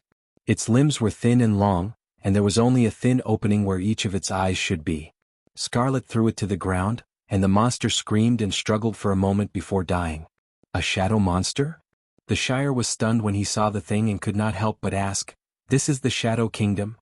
Medisha and the Shire replied, and the darkness around them reflected in her silver eyes, "Although the time here is much faster than the physical world, it should be a lower realm. Do you smell it?" "Smell what?" The Shire sneezed and complained, "I just feel that it's too damn cold here, achoo." Mephistopheles looked at him curiously, "Is it cold here, Mr. the Shire? But I feel a little comfortable. There's something about this place that makes me feel peaceful, as if I'm beside the Lord." He looked at Andrique and asked, "What do you think, sister?" "Except for the last point," Andrique replied coldly, "I agree with everything." Scarlet frowned and wiped the tip of her lance. She looked at the ugly corpse and whispered to Brando beside her, "My lord, what is the lower realm?" Brando looked at the world and replied, "The lower realm is the foundation of our world. These worlds are made up of simple laws and are the projections of these laws. The shallow sea of the elemental frontier, the river of scorching heat, the stone pivot, and the mountain of ceasing storms are also such worlds, but they are of a higher level. These worlds are at the bottom of the Tiamat network, such as the Shadow Realm and the Dust World. Because the laws in these worlds are incomplete, the flow of time is faster than the physical world." Alaz also added, "Yes, in short, the Tiamat network that runs through our world is a tree. The lower the tree, the simpler the foundation of the laws, and the higher the tree, the more complicated the branches are. In the trunk of this tree, the lowest part of it is a world made up of the simplest and most basic laws. This is the lower realm. Further up, there are the more complicated four elemental realms. They also surround our world at the same time, known as the peripheral world or the elemental frontier. Our world is located in the middle of all the worlds, but it is not just the wand. These worlds are collectively known as the material world, which can also be called the middle realm or the middle realm. Above the middle realm there is the upper realm, such as the Silver Plains and the divine kingdom of the divine people, the truth realm, the court of judgment, and the gate of judgment. This knowledge was obviously too profound for Scarlet. She slowly blinked her eyes, her watery eyes seemed a little confused in the darkness, and asked, "Then which world is this?" "This is the kingdom of the dead, the underworld of Helm." The little fairy Lute, who was sitting on Ropar's shoulder, said, "It is not a fog but the breath of death. In the depths of the darkness, it is not the wind, but the sound of the whole world walking towards death." Death. The little female dragon sniffed hard. Her eyes were like two golden flames in the darkness, shining brightly. "But the smell in this fog is not rotten or rotten at all." Lute quietly replied, "The breath of death is not a rotten corpse, the corpse is just a representation of death. Death is a state, symbolizing eternal sleep, and everything here is dead. In the fog are the corpses of wind and water, the living cannot smell the breath of death. The reason Miss Medisha can is because the elves are very sensitive to life and death." "No wonder we feel peaceful," Mephistopheles also realized, "so this is the land of eternal sleep, the home of the dead." But Alaz was still not satisfied and continued to nitpick, "Everything here is dead? But aren't we still alive?" "That's because we didn't come in through the normal way." The fairy on Malurcha's head stood up, she grabbed two long antlers and said, "Although I don't know why ABs can lead to the underworld of Helm, this is obviously not the real entrance to the kingdom of the dead. The real entrance to the kingdom of the dead is under the Styx of Dagir. Do you see the surrounding abyss? Below this abyss should be the Sea of Styx. The foundation of the world is constantly collapsing into the Sea of Styx, which is why there is such a roar." The fairy looked at Lute proudly and snorted, "The Sea of Styx is originally below the shallow sea, I know more about this place than that guy." Lute glanced at her, too lazy to argue with the little girl. "The Sea of Styx is the Sea of Chaos?" the Nightsong Tiger asked. "You can say that it is, but you can also say that it isn't. The Netherworld Sea is a part of the law of Tiamat, but it is indeed built on the Chaos Sea." Brendel nodded slowly. He looked up at the huge tree root beneath his feet. The others also looked at the tree root, and someone asked, "Is this the legendary root of the world tree?" "Yes." The silver elf princess looked at the tree root with some shock and replied with certainty, "The world tree itself is the manifestation of the law of Tiamat. I finally understand why there is a world tree in the loop of trade winds. Under ABs, Lady Martha sealed an entrance to the underworld of Helm. Legend has it that one of the three roots of the world tree leads to this world. The loop of trade winds must be affected by the law of this place to project the world tree. I heard that there is also a world tree in the loop of the world. What's the deal with that world tree?" The Shire asked again. Medisha blinked in confusion and looked at him. "Didn't the Bugis tell you?" The Shire coughed awkwardly, "I'm not a real silver wizard after all. For a mortal wizard, not all documents in the White Tower can be read." "I see." Medisha smiled apologetically and then replied, "The world tree is the manifestation of the law of Tiamat. As Miss Alaz described earlier, it is connected to every world created by Martha and the divine people. So in every world there will be at least one world tree. My lord, you have been to the Silver Plains, so you should have seen the legendary Black Tower." Brando was surprised. "That's the world tree?" Medisha nodded. "The dwarves built a fortress on it, and so did Valhalla. So the World Tree Fortress is one of the 5 legendary fortresses, an existence on par with Babel Fortress." She smiled sweetly and said with a hint of nostalgia, "The World Tree also grows in my hometown, in the holy land of the elves, the Silver Valley of Alfheim. There is also a giant tree like Valhalla. It is like our mother, so the Silver Elves are so familiar with the World Tree." "Can we reach any world through the World Tree?" Brando asked. "Yes, but that's not entirely true." At this point, the Silver Elf princess was a little sad. Today's existing physical world, the continent of Vaunt, is only a small part of the whole world, but it's also almost the only part left. Most of the world was destroyed in the past war, or disappeared because of the reboot. If my lord still remembers the planeswalker Mr. Kelsey, you should know that he came from such a world, but his homeland has long since disappeared. Just like the Stagnation Realm? Just like the Stagnation Realm. You have never told me this before. Did Fuchsia remind you of something in the past, Medisha? Brando looked at the Silver Elven princess, a little curious about her reaction. Medisha nodded. "The moment I was resurrected, I understood everything in the past." Brando could not help but be silent. He paused for a moment before replying, "No matter what, everything we are doing now is to prevent the tragedy from happening again. Since the flow of time in the lower realm is much faster than in the Wond, then the time left for us is even more precious. Let's go." Only then did the group move forward. But she was a little puzzled as to how to find the right direction in such a place. She looked up and saw that there was more than one root in the fog. In the deep darkness, the intertwining roots densely covered the entire space, and it was like a huge maze. But Brando immediately used his actions to answer her doubts. He took out the 7 stone slabs from the floating sphere. The 7 stone slabs were pieced together into a sphere that floated in his hand. The entire sphere emitted a soft light like a lighthouse. The light sphere shot a beam of light in one direction, and the beam of light disappeared into the fog. This was the most precious inheritance that Amandina's father had left for them, and its name was hope. The group moved forward under the guidance of the light, and the fog in the darkness was sometimes thick and sometimes thin. The surrounding terrain also changed with the meandering and intertwining of the roots. Not long after, Tia, who was beside Ferlin, kicked something. She screamed in shock, and Brando rushed forward to support the little girl, only to find that Tia had kicked a corpse. The corpse had the typical characteristics of an insect-like creature, like some kind of arthropod, but its body was made up of pieces of translucent purple crystals. Brando only needed a glance to know what kind of creature it was. He frowned slightly, not expecting to see such a thing here. This is a crystal cluster? Alaz also recognized it. This is not a normal crystal cluster, Brando replied. This is a crystal cluster, Lord. Strange, did the dusk invade this place? The Shire walked up from behind and lightly poked the corpse with his staff. With a soft crack, one of the crystal cluster corpse's legs disintegrated and shattered into pieces. He saw this scene and shook his head. This thing has been around for a long time and is not a product of our era. In the past, even the Kingdom of the Dead had a Dusk War. It may not be the main battlefield, but the underworld of Helm is the kingdom of the goddess of the dead moon. Before she fell, she was also a powerful god, so it is not strange that she fought with the minions of the dusk. Alaz replied, and she frowned. I even have a suspicion that this is the battlefield where she fell. Everyone subconsciously raised their heads and looked forward. In the fog in front of them, a long bridge had appeared out of nowhere. What is that? The little fairy Fenice asked subconsciously. But Medisha raised a finger and said to everyone, Shoo! Behind the fog, 2 crimson light spots appeared. They looked like 2 balls of fire floating in the air, swaying slowly as they got closer and closer to the group. Soon, a tall figure appeared behind the light spots, and Brando could see that it was a huge skeleton. He used to think that Cabia's was the strongest skeleton he had ever seen, but compared to this terrifying skeleton, it paled in comparison. It was actually the skeleton of a giant.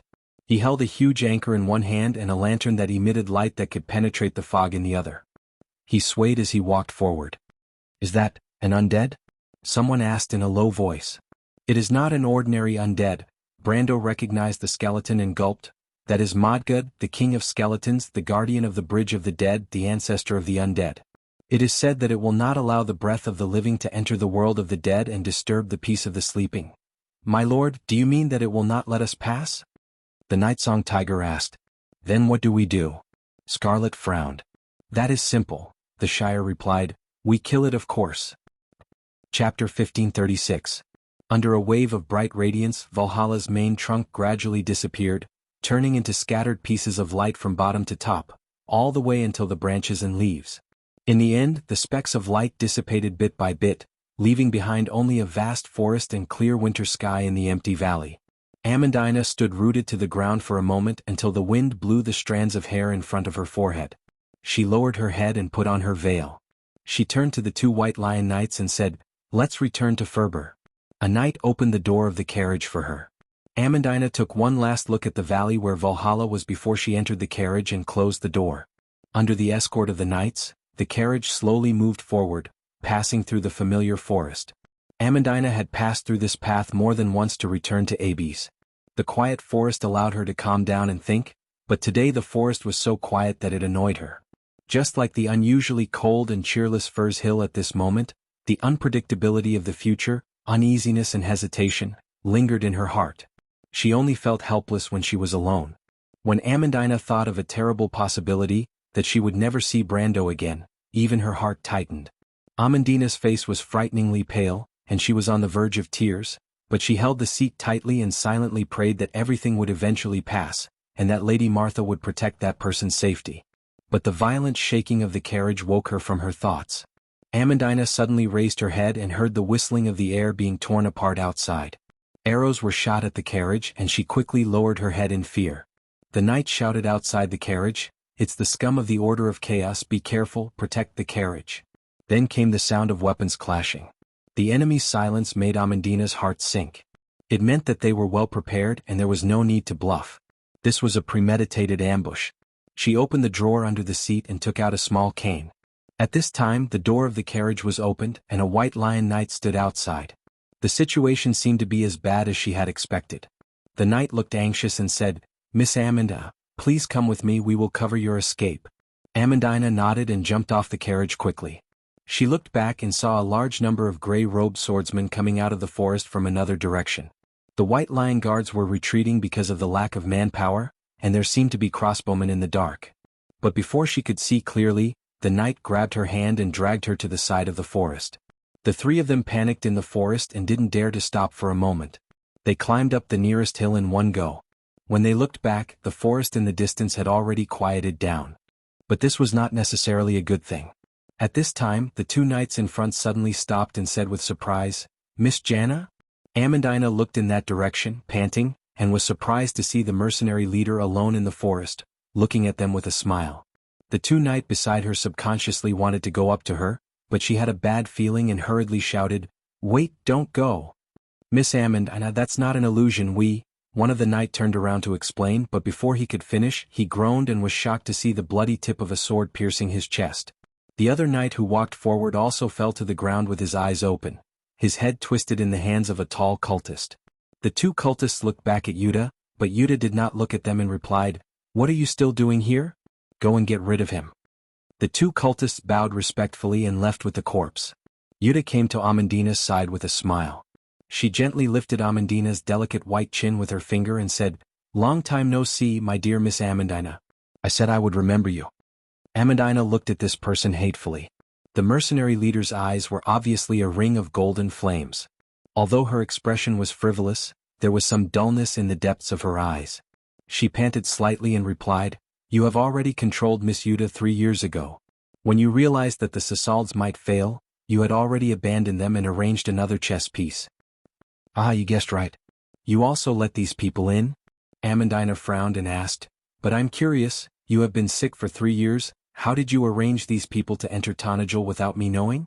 Yuta smiled happily, "I am a Roman, I am the mistress of this place. My dear Amandina, don't you remember this fact?" "You are not a Roman at all." Amandina replied word by word, "Don't play your tricks in front of me, Twilight Dragon. You are not even 1,000th of the Roman lady. But I understand you are a merchant. You used the Roman lady to prepare a backup plan for Mr. Brando." Yuta smiled and patted her face, "You are all right, but it is meaningless." Amandina struggled. She wanted to say something, but the mercenary leader hit the back of her head hard and she fainted. The wind in the Karsuk highlands carried a faint smell of blood. It was said that it was the smell of the blood of the heroes who had dried up on this land for thousands of years. Now the wind rose again, and the descendants of the heroes once again picked up the weapons in their hands. But this time the enemies they faced were no longer the undead. The line on the horizon was becoming more and more obvious. It seemed to reflect the sun, revealing a faint purple luster. The crystal cluster lords stopped in the midst of the crystal creatures and raised their heads to release high-frequency sound waves. This ear-piercing scream was transmitted through the resonating crystal towers on the battlefield. It was like a gust of wind blowing through the sea of purple crystals, and the sea began to ripple. The shaking of the earth was becoming more and more obvious. But in front of them, looking down from the sky, the human alliance had already formed a formation on the highlands. Behind them was the outer wall of the Golden City Citadel. Behind it was a continuous chain of fortresses that extended across the uneven landscape of the Turtle Dove Valley. Pieces of silver banners fluttered with the wind on the highlands, extending beyond the horizon. Following the command, the first row of spearmen had already flattened their spears, and huge tower shields were erected one after another. Pairs of young eyes were hidden behind the large shields. Their brown eyes reflected an uncountable amount of purple light. Their owners were pale faces. Bun-eyed, the leader of the Highland Knight, looked at this scene and sighed with some regret. He also understood that these young people from all over the Erewhon might be full of passion. But passion could not change anything here. These people were just unprepared newbies. He could only hope that the first blow would not come too suddenly. He hoped that these young people could hold on. In the distance, the Highland Knight held the flag in front of the formation and constantly sent back information about the front. The crystal cluster vanguard has left the main formation and is accelerating. Distance of 1,300 meters. Maintain the formation. Distance of 700 meters, be careful not to let them get close to the city wall and cause damage. Distance of 500 meters, enter the projectile range. But when the last command was issued, the Silver Elf Forest Song Blade Legion on the city wall was making the final preparations. Their commander, an elegant lady, Medish's descendant, was watching this scene with narrowed eyes. When the sea of crystal clusters crossed the clear line on the battlefield, the lady raised her slender eyebrows and raised her hand. Elves, my sisters, everyone carefully check the stability of the gray crystals on the arrows. Every arrow must be enchanted. Remember, pure projectile attacks have no effect on the crystal clusters. Don't waste your strength. Herald, report the readings. At this time, a human knight took the opportunity to shout. Target Area 4 to Area 7, distance of 700 meters, elevation of 47 meters, wind speed of 40 meters downwind, projectile fire. The Silver Elf commander nodded, bow. Regardless of whether it was the archers of the humans or elves, they all raised the longbows in their hands. There was a flash of light on the city wall. Many people turned their heads. But the first thing they saw was not the dense rise of arrows, but the fleet that suddenly appeared in the clouds. The gloomy dark clouds in the sky suddenly separated. A silver fleet descended from the clouds like a silver light spot. When these floating ships just appeared, their left and right sides were already shooting out roaring cannons. It was like a rain of steel falling from the sky. Countless golden lines connected the sky to the earth. The light of steel and fire plowed through the Crystal Cluster Army's attack. In the roar of explosion, the Crystal Cluster vanguard at the front was directly disintegrated and defeated. The Tanajul people had arrived. A green light fell from the sky and landed in the middle of the battlefield. Huge roots swept in all directions and fell heavily on the ground. At that moment, tens of thousands of crystal clusters turned into ashes. The attacking vanguard was almost completely destroyed. Everyone held their breath and looked up at the giant tree that suddenly appeared on the battlefield. It covered the sky and the sun, verdant like a dream. Valhalla, Monica's voice resounded throughout the battlefield, arrival. The Silver Elf lady also looked up at the scene and then waved her hand vigorously. Release. A faint voice came from the wind. Buzz, a dazzling light spot rose against the wind. Those were the enchanted arrows. This storm drew an elegant arc in the sky above the battlefield. Like a rainstorm, it fell into the Crystal Cluster Army. In an instant, continuous flashes of light shone on the plateau. The violent explosion tore the weaker crystal clusters into pieces. The momentum of the attack was stopped. But before people could cheer, after the smoke dispersed, the main force of the Crystal Cluster Army appeared behind the thick fog, the heavy crystal bees. For these heavy crystal bees at the back, their numbers were so shocking that the explosion of the gray crystal bees did not have any impact at all. The wreckage piled up like a mountain in front was pushed away by the crystal bees at the back. They continued to move forward like waves. With a sharp whistle, these huge monsters had already begun to speed up and crash into the Human Alliance army. The ground shook violently. A thin layer of smoke could be seen rising from the dry dust a mile away. The formation of the Alliance army was subconsciously affected. Some places even began to retreat. This made the commanders very angry. Bunide also frowned. In the sky, Manrik gave the order for the second volley with a gloomy face. The magic and artillery roared again. From time to time, flashes of light and fireballs rose from the sea of crystal clusters. But it was useless. In the blink of an eye, the Crystal Cluster Army and the Human Alliance Army collided heavily. As soon as they came into contact, the Human Alliance Army began to retreat. After a mere 10 minutes of battle, the two Acropolis were already exposed to the attack of the Crystal Cluster Army. The Tower Mages also joined the battle. But they could not stop the power of the Crystal Cluster Lord. A crystal cluster that was almost as tall as a small mountain climbed up the city wall. It raised its feet and landed heavily. With a loud bang, one side of the Acropolis wall collapsed. The purple sea rushed in. The Acropolis was like a piece of driftwood on a turbulent sea. In the blink of an eye, it disappeared. In the direction of Gold City. A silver elf lord with a face full of hardships looked at this scene expressionlessly.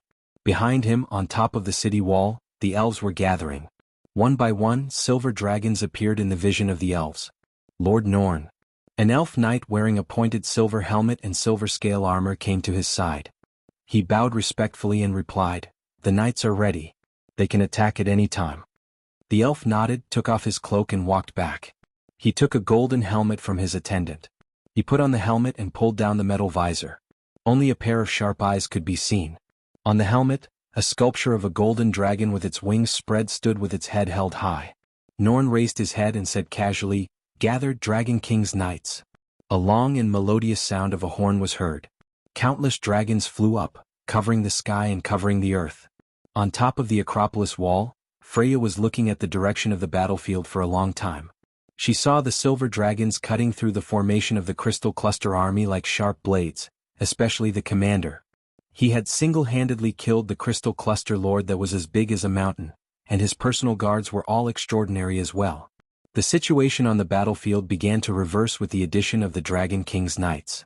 "That's Lord Norn, the legendary hero of the Silver Elves for 1,000 years. Allium Japonicum's voice came from behind her. He also participated in the War of the Holy Saints as a Dragon King's knight. He used to be Medicia's subordinate." "I'm thinking," Freya replied softly, "have they been fighting the Twilight for 1,000 years?" Allium Japonicum nodded. "Maybe. That's the Silver Folk. Each of them is so much stronger than us." Freya sighed. "And the dragons? Even they have been defeated by the Twilight. Now that the Twilight Dragon is about to awaken, can we really defeat it? Do you believe in Brando? What about you?" Freya looked at her strangely.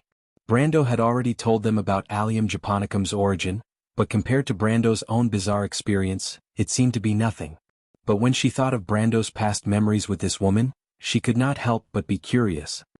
"Allium Japonicum, you should know more about Brando, don't you?" "I know Sophie." Allium Japonicum smiled. "I smell something wrong." Freya blushed and touched the ring on her finger subconsciously. "I believe in Brando, but I don't know how much we will have to pay for it." Allium Japonicum shook her head and said nothing. Freya also unbuttoned her cloak and walked down the city wall. "Where are you going?" Allium Japonicum looked at her curiously. Freya turned around and answered seriously, "But no matter what, any price is worth it. The Crystal Cluster's attack has been stopped, now it's our turn to counterattack." As if in response to the Silver Elves' horn, the Human Alliance also sounded a horn. That was the horn for a counterattack. A group of White Lion Knights appeared in the center of the alliance. That was the spearhead of the counterattack. Freya walked in front of everyone in her silver armor. The White Lion's battle robe was draped over her body. She did not ride a horse. The White Lion Guards were the elite walking knight on this continent. Not to mention with the combined efforts of Brando, Tamar, Amandina, and the Cloud Giant, the strength of this army had been reborn, and it was even far stronger than in King Eric's era. The alliance was silent for a moment. Everyone turned around and looked at the Valkyrie of Erewhon. Although she might still be a little inexperienced, she had already made a name for herself in the past battles. Even the female sword saint of the Kurlutz Empire, the head of the Azure Army, was full of praise for her. Now, not only was she a sword saint herself, her military accomplishments had far surpassed her teachers. In many people's hearts, she was the Erewhon's Darius of this era. Freya did not say much. At this point there was no need for words. Everyone's heart was surging with excitement and their blood was boiling. Everyone should understand what kind of war this was. She unsheathed her sword with a clang and pointed the shiny tip of the sword forward. The White Lion Knights understood their direction. They attacked forward and broke through the enemy's main formation. Their goal was the resonant crystal tower in the middle of the Crystal Cluster army. Chapter 1537.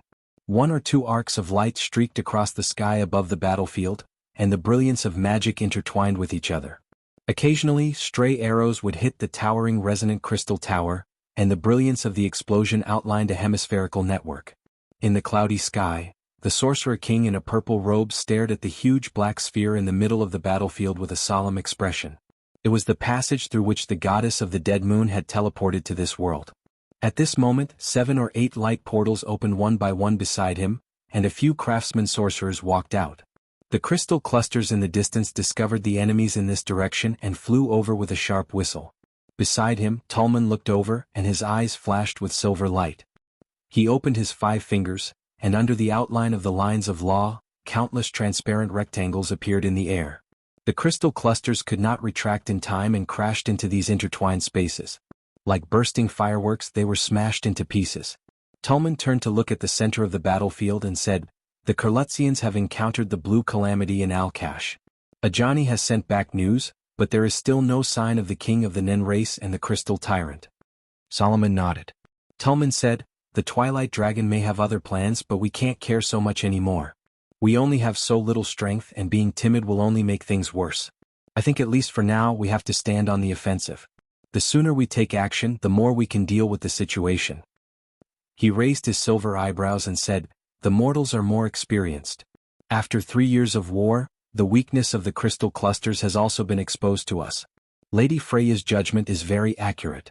Look, the crystal clusters formation has begun to loosen. But it may not let us do as we wish, Solomon replied quietly. They looked at each other without saying anything. Tulman was also confused. The Twilight Dragon had been restraining himself until today, but it started this war before awakening. It must have its own preparations. But it had made a mistake once in the wilderness of 4 realms.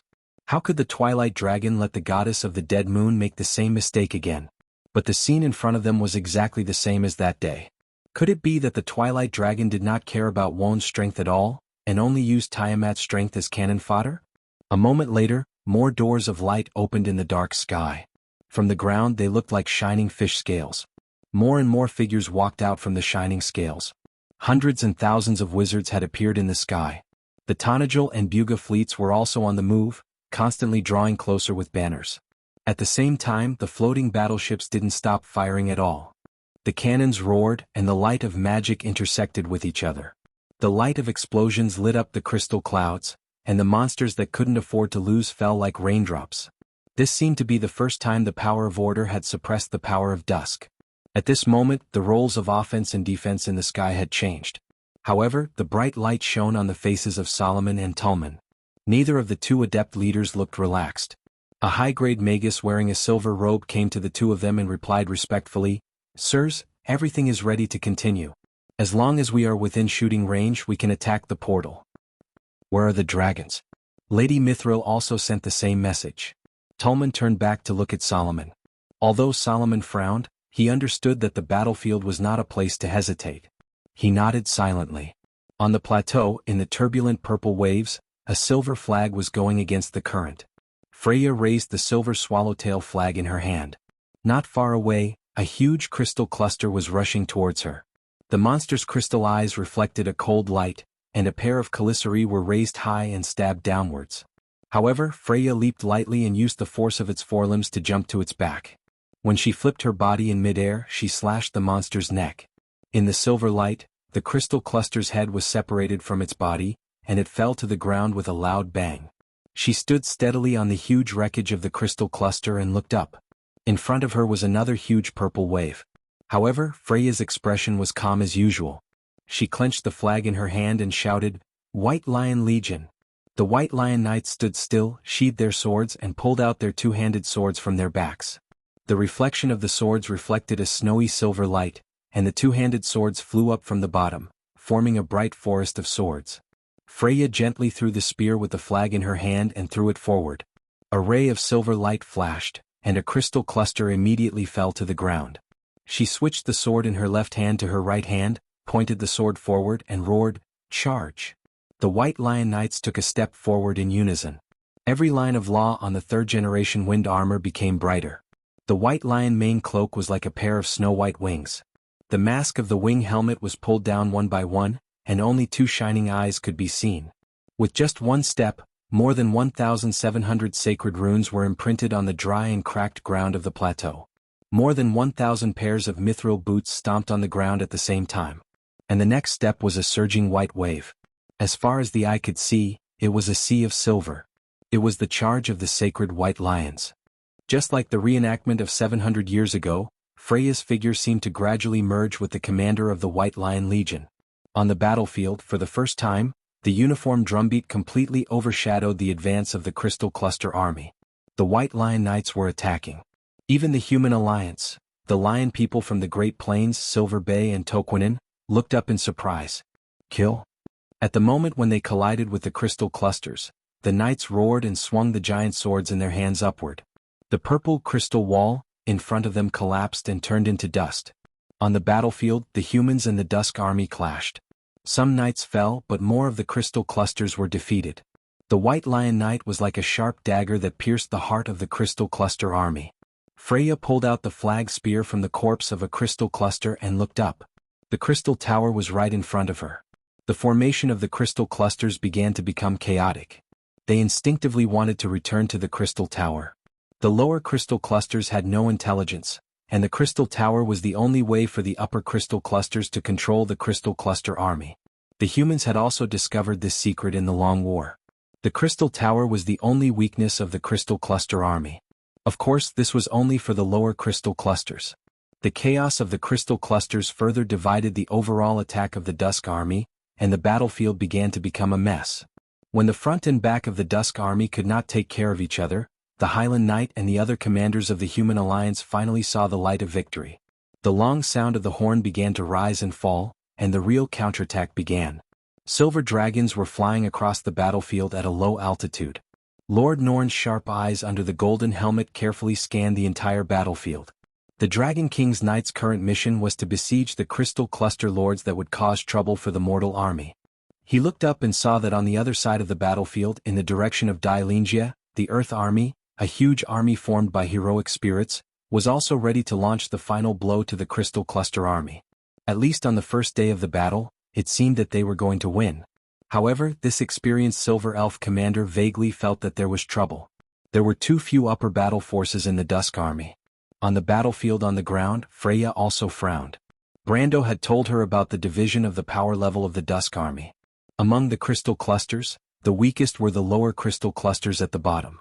Their power was uneven, and the weakest could only be compared to the lower silver humans, but the strongest could be elemental activation or even elemental enlightenment. Then there was the middle class, the slightly more powerful crystal cluster lords. They were the rulers of various broken worlds in the chaos. Even the weakest of them was above the supreme class. There were even quite a number of sages and great sages, the pinnacle of sages. However, these levels of power seemed to be similar to the mortal world. The real power of the crystal clusters was reflected in their top level. In addition to the tyrant, Astoni, who had the power equivalent to the dragon of war, Tiamat, there were 22 other high-ranking lords. Even though more than half of these high-ranking lords had fallen in the wars of the past few eras, the remaining 5 were close to the existence of gods in this era. Fala the Orator, Tast the Scorner, Arak the Formless, Fitztom the Black King, Gorigalan the Giant Throat. In the war to recover Cruz, the coalition forces had once fought with the legendary crystal cluster worm Gorigalan at Cloak Bay. With the help of the Bugas and the giant dragon, they repelled the high-level lord, but they were unable to kill it. The power of the crystal clusters in that battle had left a deep impression on her. And on this battlefield, none of these high-level lords had appeared, and even the number of crystal cluster lords was so small. She suddenly stopped. 100 feet, the last charge. Her adjutant was in the midst of shouting orders, and did not even notice that a charging knight had bumped into her from behind. Freya raised her head subconsciously, the silver swallowtail flag in her hand fluttering high, slightly tattered. Above the gloomy sky, 2 fleets were converging. The Bugas had gradually approached the center of the battlefield. Solomon used spatial magic over and over again to explore the surroundings. He used 4 or 5 spells in a row, but the response made him frown. Whether it was space, magic, energy flow, or the network of laws, there was no abnormality at all. Even the Sea of Chaos itself seemed very calm. But this did not make sense. The Twilight Dragon would not only set up a camouflage here. Tulman also patiently asked his adjutant, Alkash, over and over again for news on the battlefield, but the news from thousands of miles away was also a little suffocatingly calm. The people of Cruz also had the advantage on their battlefield. The portal opened by the Blue Calamity in the material world was suppressed by Ajani and their Antar, and the undead army of Madara directly had the upper hand in the face of the crystal cluster. It was said that the strength of the undead army surprised everyone, and a few of the young geniuses among them had even led the Twilight army into a mess. Solomon and Tulman could not help but look at each other. The 2 most powerful wizards could not help but look at each other in the face of this strange situation. Could it be that the Twilight Dragon was really dedicated to fighting for the throne of destiny, and did not care about the outcome of the war in the material world? But at this time, the crystal ball in Solomon's hand lit up. It was a message from William. There were only 4 words on it. Be careful, illusion. Solomon stared blankly, but Tulman immediately asked, what kind of illusion can evade spatial detection? The words on the crystal ball floated and the message changed again. The Eye of Truth. Solomon and Tulman's face changed dramatically at the same time. In this world there was only one kind of illusion that could avoid the eyes of wizards, and that was the power of a real artifact. But every artifact came from the network of Tiamat, and was made by the gods of ancient times. Among them there was only one artifact that was specially made for illusion and prophecy spells, and that was Sasard's omniscient eye, the Eye of Truth. Before Solomon could shout the word retreat, suddenly, a bright flash of light flashed in the northern sky. The light was so dazzling that it attracted the attention of everyone on the plateau within a few hundred miles. The silver elves on the city wall, the defenders of Valhalla, Breton, Manrique, Haruz, and even Her Royal Highness the Highland Knight, all raised their heads to look at this terrible scene. In the sky, on the flank of the Order Coalition army, the Buga fleet suddenly burst into flames. More than 100 floating warships disintegrated in the air, emitting a dazzling light of explosion, and fell to the plateau with long trails. In just a moment the Buga fleet completely collapsed, and the remaining floating warships also scattered and fled. The disintegration of their formation once again made the entire battle line in the sky even more chaotic. And in that direction, one after another, gigantic figures suddenly appeared. A diamond-shaped crystal behemoth stretched across the sky. Its body was almost like a crystal layer, and it only had one eye in the center of the crystal prism. At this moment, this eye was flickering with a strange light as it stared at the silver fleet in the sky. Every few seconds, a floating warship would burst into flames and explode under its gaze. Black King Fitztong, the most powerful of the High Lords of the Crystal Cluster. And beside him, Fala the Orator, Tas the Despiser, and Arak the Formless revealed themselves one by one. Only Gorigalan the Giant Throat was absent. Perhaps it was because it was too badly injured in the last war so it did not appear. But just these 4 High Lords were enough to make the whole of Wone tremble, because this was an era where the gods were no longer around. No, it could not be said that they were no longer around because the portal of the goddess of the dead moon had obviously reached the final stage. Everyone saw a huge eyeball open in the black sphere. Under the protection of the 4 High Lords, the former king of wizards of Sasard, the traitor of the Silver Alliance, the Black Yanav assassin was wearing the robe of a great wizard. He held the Eye of Truth in his hand and looked at his former colleagues proudly, and spoke in a strange tone. "Long time no see, Solomon. You don't think I have forgotten the dead of Sasard, do you?" Solomon looked at this person with a dark expression. Chapter 1538. Amandina couldn't help but shiver as the howling wind blew against her face. Although the winter in Tanajul was already very cold, it was nothing compared to this place. The cold wind was like a knife that cut through a person's skin.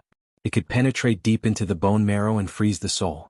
A layer of frost instantly formed on her long eyelashes.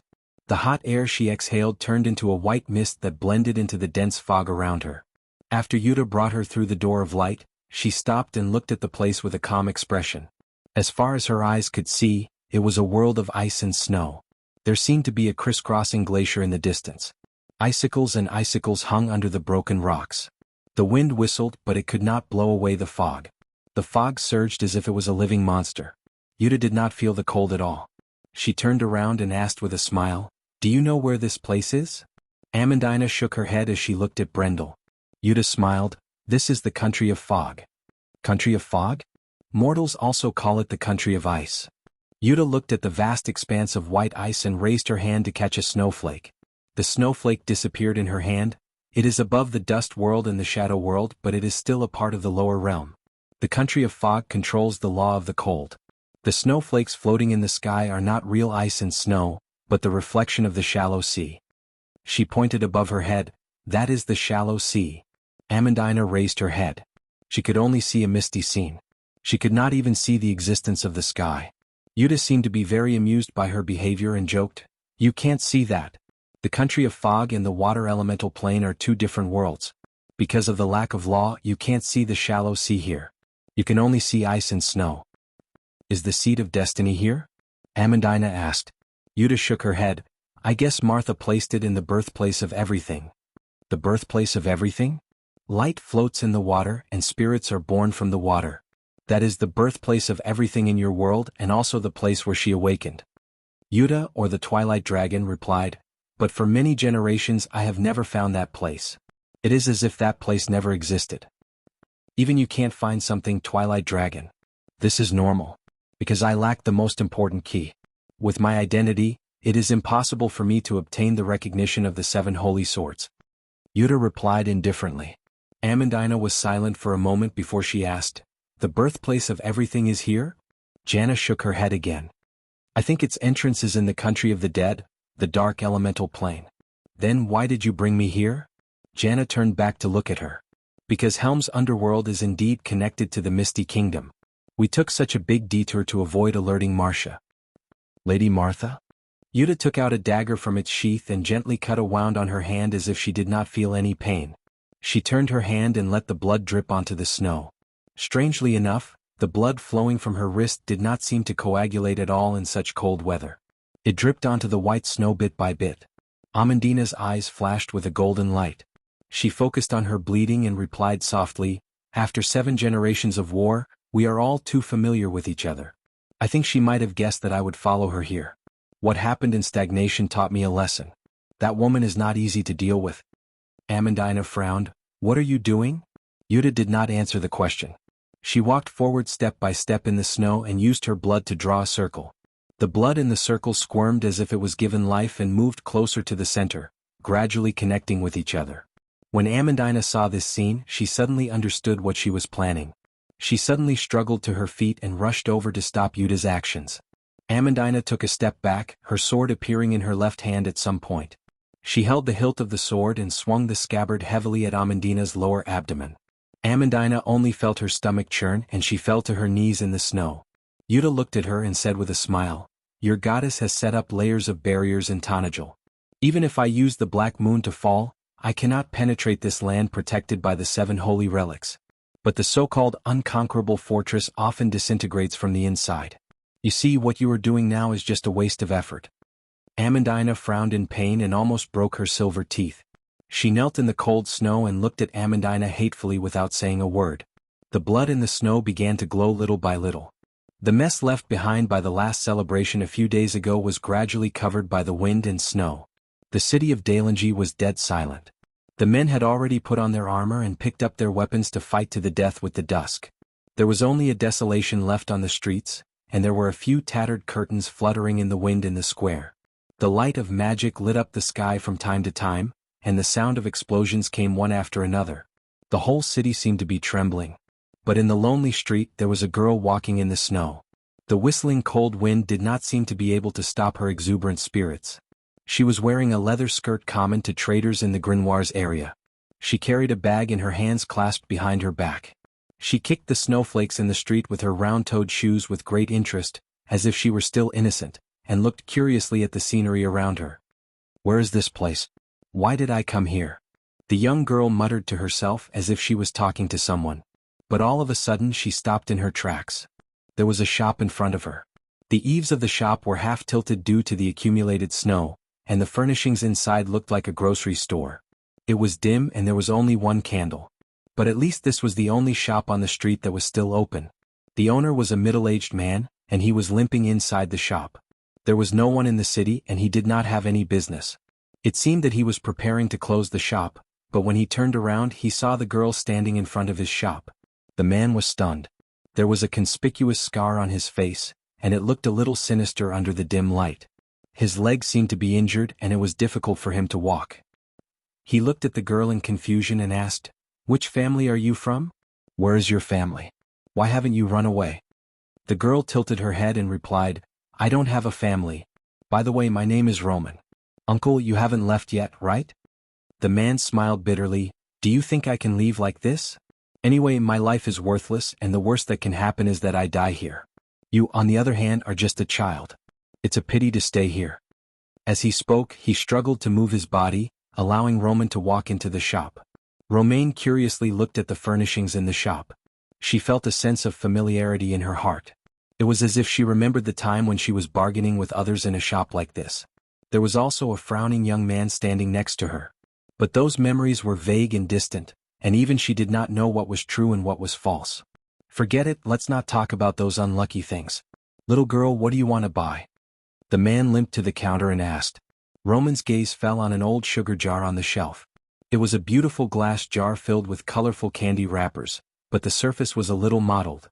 The lid was still intact and it was fastened with a golden buckle. It was like a dream that reflected the past. She looked at the jar and was in a daze for a while.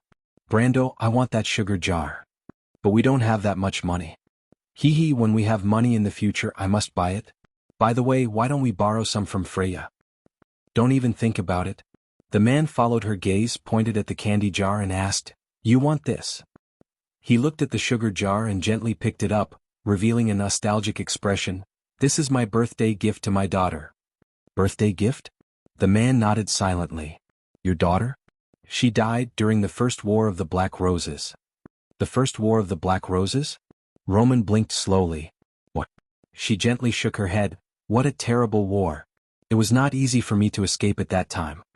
This sentence actually caused the middle-aged man to be in a daze for a while.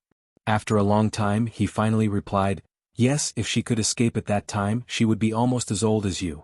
Can you sell it to me?" The man silently looked at the sugar jar and nodded, "If you like it." The merchant girl dug into her purse, but could not help but look up with a little embarrassment. "Can I buy it on credit? My money was taken by that evil woman." The man looked at the girl with a dumbfounded expression. "Can't I?" He helplessly shook his head and put the sugar jar in front of her with a bitter smile. "Speaking of which, what's the use of money at this time? If this thing can satisfy you, then it's enough." Roman held the sugar jar with both hands and nodded, "I will take good care of it." As she spoke, she looked at the snow outside and slightly frowned. "Are you going back, little girl?" The man suddenly asked, "Where is your home? Do you want me to send you back?" Roman nodded, then shook her head. "I don't have a home," she replied, "but I really have to go. That evil woman is calling for me." "Evil woman?" Roman smiled sweetly at him. Then she gently took a step forward, as if a door of light had opened in front of her, allowing the merchant girl to step in. In just a blink of an eye, the girl and the sugar jar in her hands disappeared without a trace. The middle-aged man stood there dumbfounded, unable to move for a long time.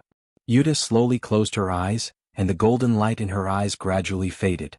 She stared at the magic circle, and the light in it became brighter and brighter. Suddenly, a black door of light gradually opened. Roman gently walked out with the sugar jar in her hands, stepping on the soft snow, but it did not let her sink half an inch. She looked at Amandina with some surprise. Amandina, why are you here?" "Roman?" Amandina looked at the merchant girl in shock. You changed back?" Roman's expression became serious and she sneered, "Of course not." Then, under Amandina's stunned gaze, she casually threw the sugar jar in her hand. The glass jar rolled twice in the snow, and the two lids were knocked open. The sugar wrappers in the jar suddenly flew with the cold wind and fell to the ground.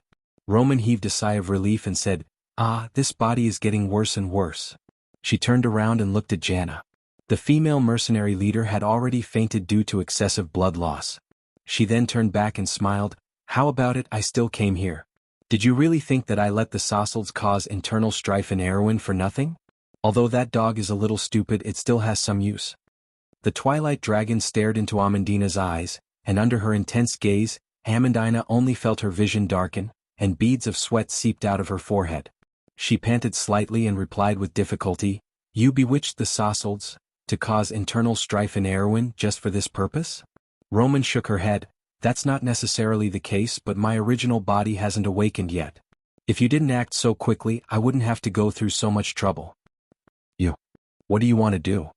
"I already knew that the beacon was in that guy's hands, but it doesn't matter, just think of it as him leading the way for me. But you are more important, my dear Amandina. There can be many beacons, but there is only one key. Don't even think about it." Amandina suddenly widened her eyes. This was because the merchant girl's face was almost touching hers as she stared into her eyes. Under Roman's long eyelashes, her beautiful eyes stared into Amandina's gaze without blinking. The Twilight Dragon opened her mouth slightly and exhaled, saying, "That's not necessarily true, my dear Amandina. Have you forgotten? We are friends." Two golden lights pierced into the depths of Amandina's heart, and in a moment, Amandina fell heavily to the ground. Roman smiled and clapped her hands. She looked at the sleeping Amandina with satisfaction and slowly came to the edge of the broken glacier. Another strange sound came from the biting cold wind. All of a sudden, a mountain-sized crystal claw rose from the bottom of the cliff and grabbed the edge of the cliff. A giant beast was slowly revealing its entire body. Compared to it, Amandina, who was standing at the edge of the glacier, was as small as a grain of sand. But in front of Roman, the crystal behemoth slowly lowered its head. The Twilight Dragon looked at her subordinate with a smile and said softly, "Astoni, after thousands of years of waiting, are you impatient?" The Crystal King let out a low roar. "Don't worry," she replied with a smile, at the same time pointing at Amandina and Yuta. "Bring them." Astoni, the king of crystal clusters, looked at her in confusion. "What, you even dare to disobey my orders?" Astoni replied in a low voice and stepped back slightly to show her submission. She raised her claw, and a circle of invisible ripples appeared in the air.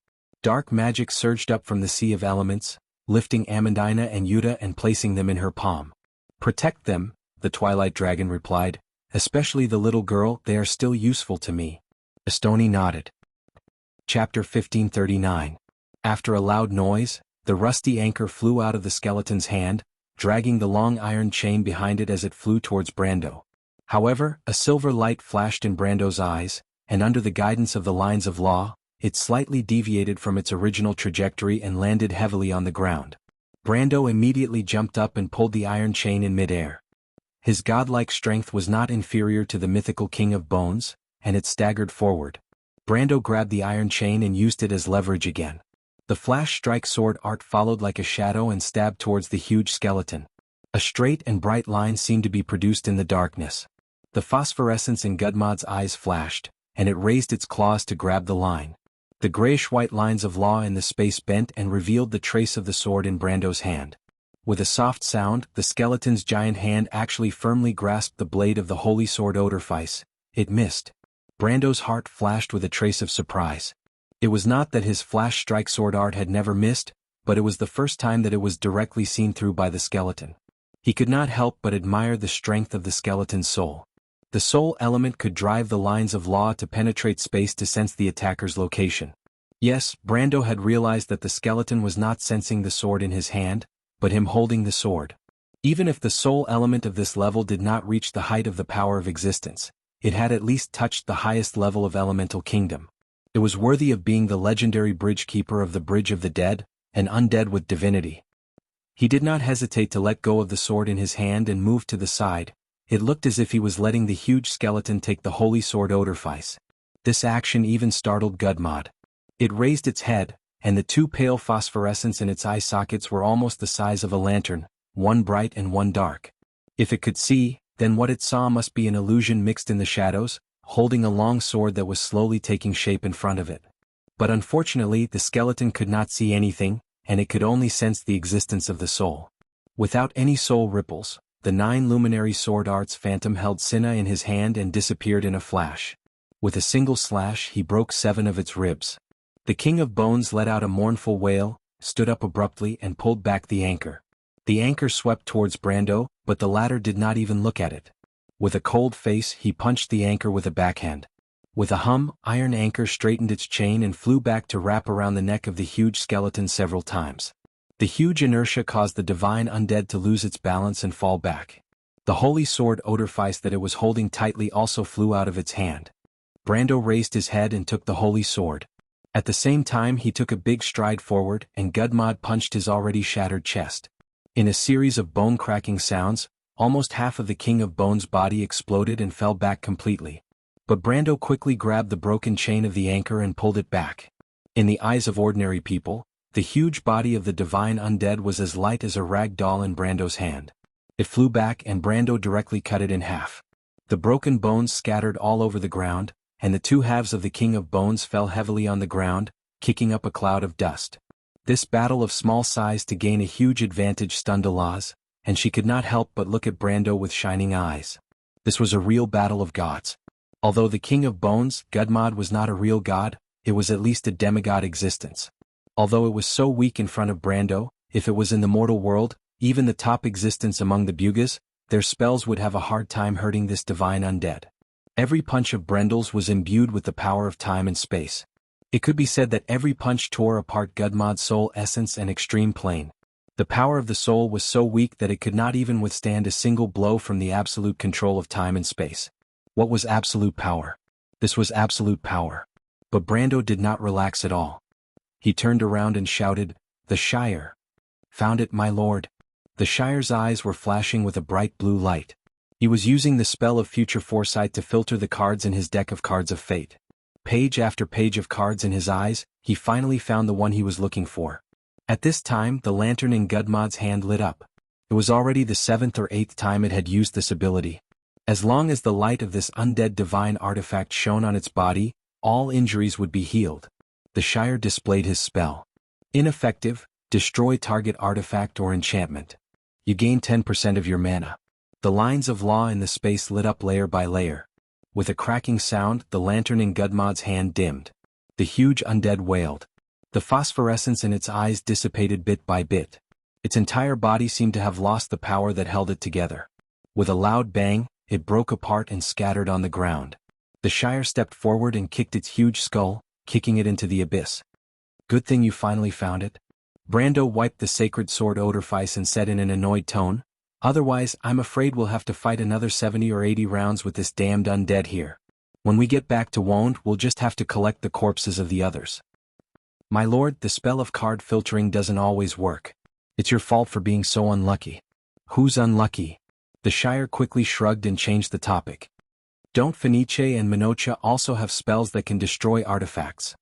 We don't have the ability to filter cards. The fairy said angrily. Only then did Tia run up from afar. The divine undead were immune to all mortal spells. They were completely useless in such a battle, unless Medisha could open an enchantment. However, it was clear that Brando did not intend to let everyone give it their all here. The elven girl looked at the scattered bones and could not help but be surprised. It's dead just like that. Isn't it Gudmod? Gudmod is immortal and indestructible. Medisa replied with a smile. It's not dead? Brando walked over and picked up the lantern. There was a long crack on the surface of the lantern, but the crack was obviously slowly healing. The bridge keeper of the Bridge of the Dead, the Lord of the Undead. This is also a curse. It curses it to wander around here for eternity. As long as its divinity is not extinguished, it will not die. He casually threw the lantern into the dust, but Tia ran up and picked it up like it was a treasure. No matter what, it was a divine artifact. Brando raised his head and looked at the fog in the distance. Let's go. The repose of the dead moon may be in front of us. The repose of the dead moon? It's the holy land of the undead, the place of eternal rest. Mephistopheles replied with some longing. The undead will sleep here forever, never to remember the mortal world. But they will be truly reborn in the sea of death. Their souls will return to the world tree, and one day they will finally be reborn in this world in another form. The land of eternal death is the final destination of all undead. It is the place where the goddess of the dead moon's divine kingdom, Illodanur, is located. Medisha also replied. But Brando suddenly stopped. More corpses appeared in the fog. It was a dog-like monster the size of a small mountain. Everyone had to look up to see its full appearance. Its body was covered with wounds and bronze blood flowed out from the wounds, but it had long dried up. Brando saw the color of the blood and could not help but twitch his eyelids. What is this? Scarlet asked doubtfully. The dusk wolf, the offspring of Fenrir? Look at their blood. The deer-bodied Demonis reached out and touched the monster's sticky blood. The blood on her finger was a bright copper color. She said, "This is Garm's son." Garm? The Doomsday Hound in the Pale poem, the vanguard of the dusk, Irene replied. But they are actually not of the dusk tribe but of the bronze species. Bronze species. This term made everyone's heart tremble. The bronze species was the missing bloodline between the iron and silver species. Legend said that they were the descendants of the giants, one of the last races created by the divine people. They were the only existence in this world that could perfectly accept the authority of Tiamat and absorb nutrients from the dark magic. They were a powerful and perfect race, but unfortunately they were born bloodthirsty, cruel, and warlike. They were created by the gods and abandoned by the gods. They joined the Dusk Dragon and betrayed the Dusk Dragon. It could be said that they were a race with a bad fate. It was no wonder that the divine people called them failed experiments, although Brando himself did not like the name. But perhaps it was also luck in a sense. It was because of the betrayal of the bronze species that the iron people, as mortals, could appear in this world. Is this the legendary bronze species? Scarlet boldly touched the skin of the offspring of Garm. It was cold to the touch, but she could clearly feel the existence of Tiamat's law. The monsters are their descendants? Brando nodded. But why are there bronze species here? The little female dragon was a little surprised. Shouldn't they have been extinct long ago? This is just a corpse, Flofa pointed out her faulty wording. It doesn't prove that they are not extinct. But I always feel that it's not that simple. Alaz replied solemnly. The battlefield here doesn't seem to be that old. In fact, since the era of Azure, the bronze species have gradually faded out of history. Brando also agreed with this statement. At least in the history he knew, there was no record of the bronze species and the undead fighting. The Bugas recorded that they were gradually wiped out by the divine people and the gods after the War of Azure, and after that, the gods gradually faded out of people's sight. Maybe they have been hiding here all this time? Tia asked. The gods have long passed away and no one knows what happened in the lower realm, right? This sentence vaguely reminded Brando. But he shook his head, but there was some doubt in his heart. He always felt that he seemed to have thought of something, but whether it was the memory of the previous or the previous life, it seemed to have nothing to do with it. In the Amber Sword, he had never heard of the Bronze Clan. Everyone slowly walked forward. There were more and more corpses in the darkness, but not only the bronze species, but also the crystal clusters and demons. The Shire raised his staff, letting the tip of the staff shine brightly.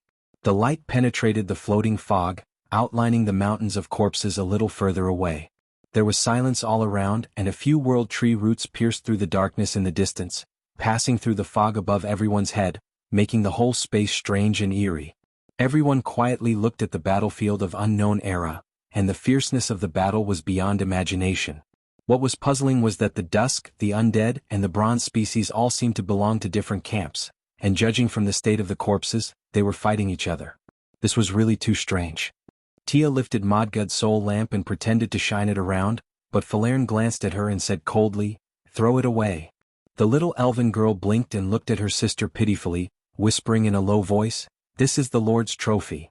Falern looked at Brando coldly and Brando hurriedly said, "I don't want this thing, although this lamp is a divine artifact, ordinary people can't use it. By the way, when it's restored, Modgud might come back to life and come looking for you, Tia." Tia was startled and couldn't help but lift the lamp to take a closer look, as if there really was a ghostly fire burning in the lamp. She was so scared that her face turned pale, and she hurriedly put down the lamp, trembling a little as she spoke. I'll put it here, can I?" "I think you'd better put it back on the bridge, Tia," the Shire replied with a smile. Alone? Tia was about to cry, her legs gave way and she almost fell to the ground. Fortunately, Ferlin was quick enough to grab hold of her sister. She held Tia's hand and patted her back to comfort her. Then she raised her head and glared at Charles. The Shire shrugged. As for Medisha and Scarlet, they couldn't help but laugh. Alaz looked at the battlefield shrouded in fog and darkness, and the little female dragon's face had a rare solemn expression. What a great battle! For a dragon who inherited knowledge from her bloodline, the silent scene clearly evoked some memories in her heart. It was a great battle. Brando also nodded. The world tree roots gathered here, forming an open plain, and the outline of the Ludenir's palace could be seen in the distance. This was the land of eternal rest, where countless corpses slept in the darkness, but none of them were below the level of a lord.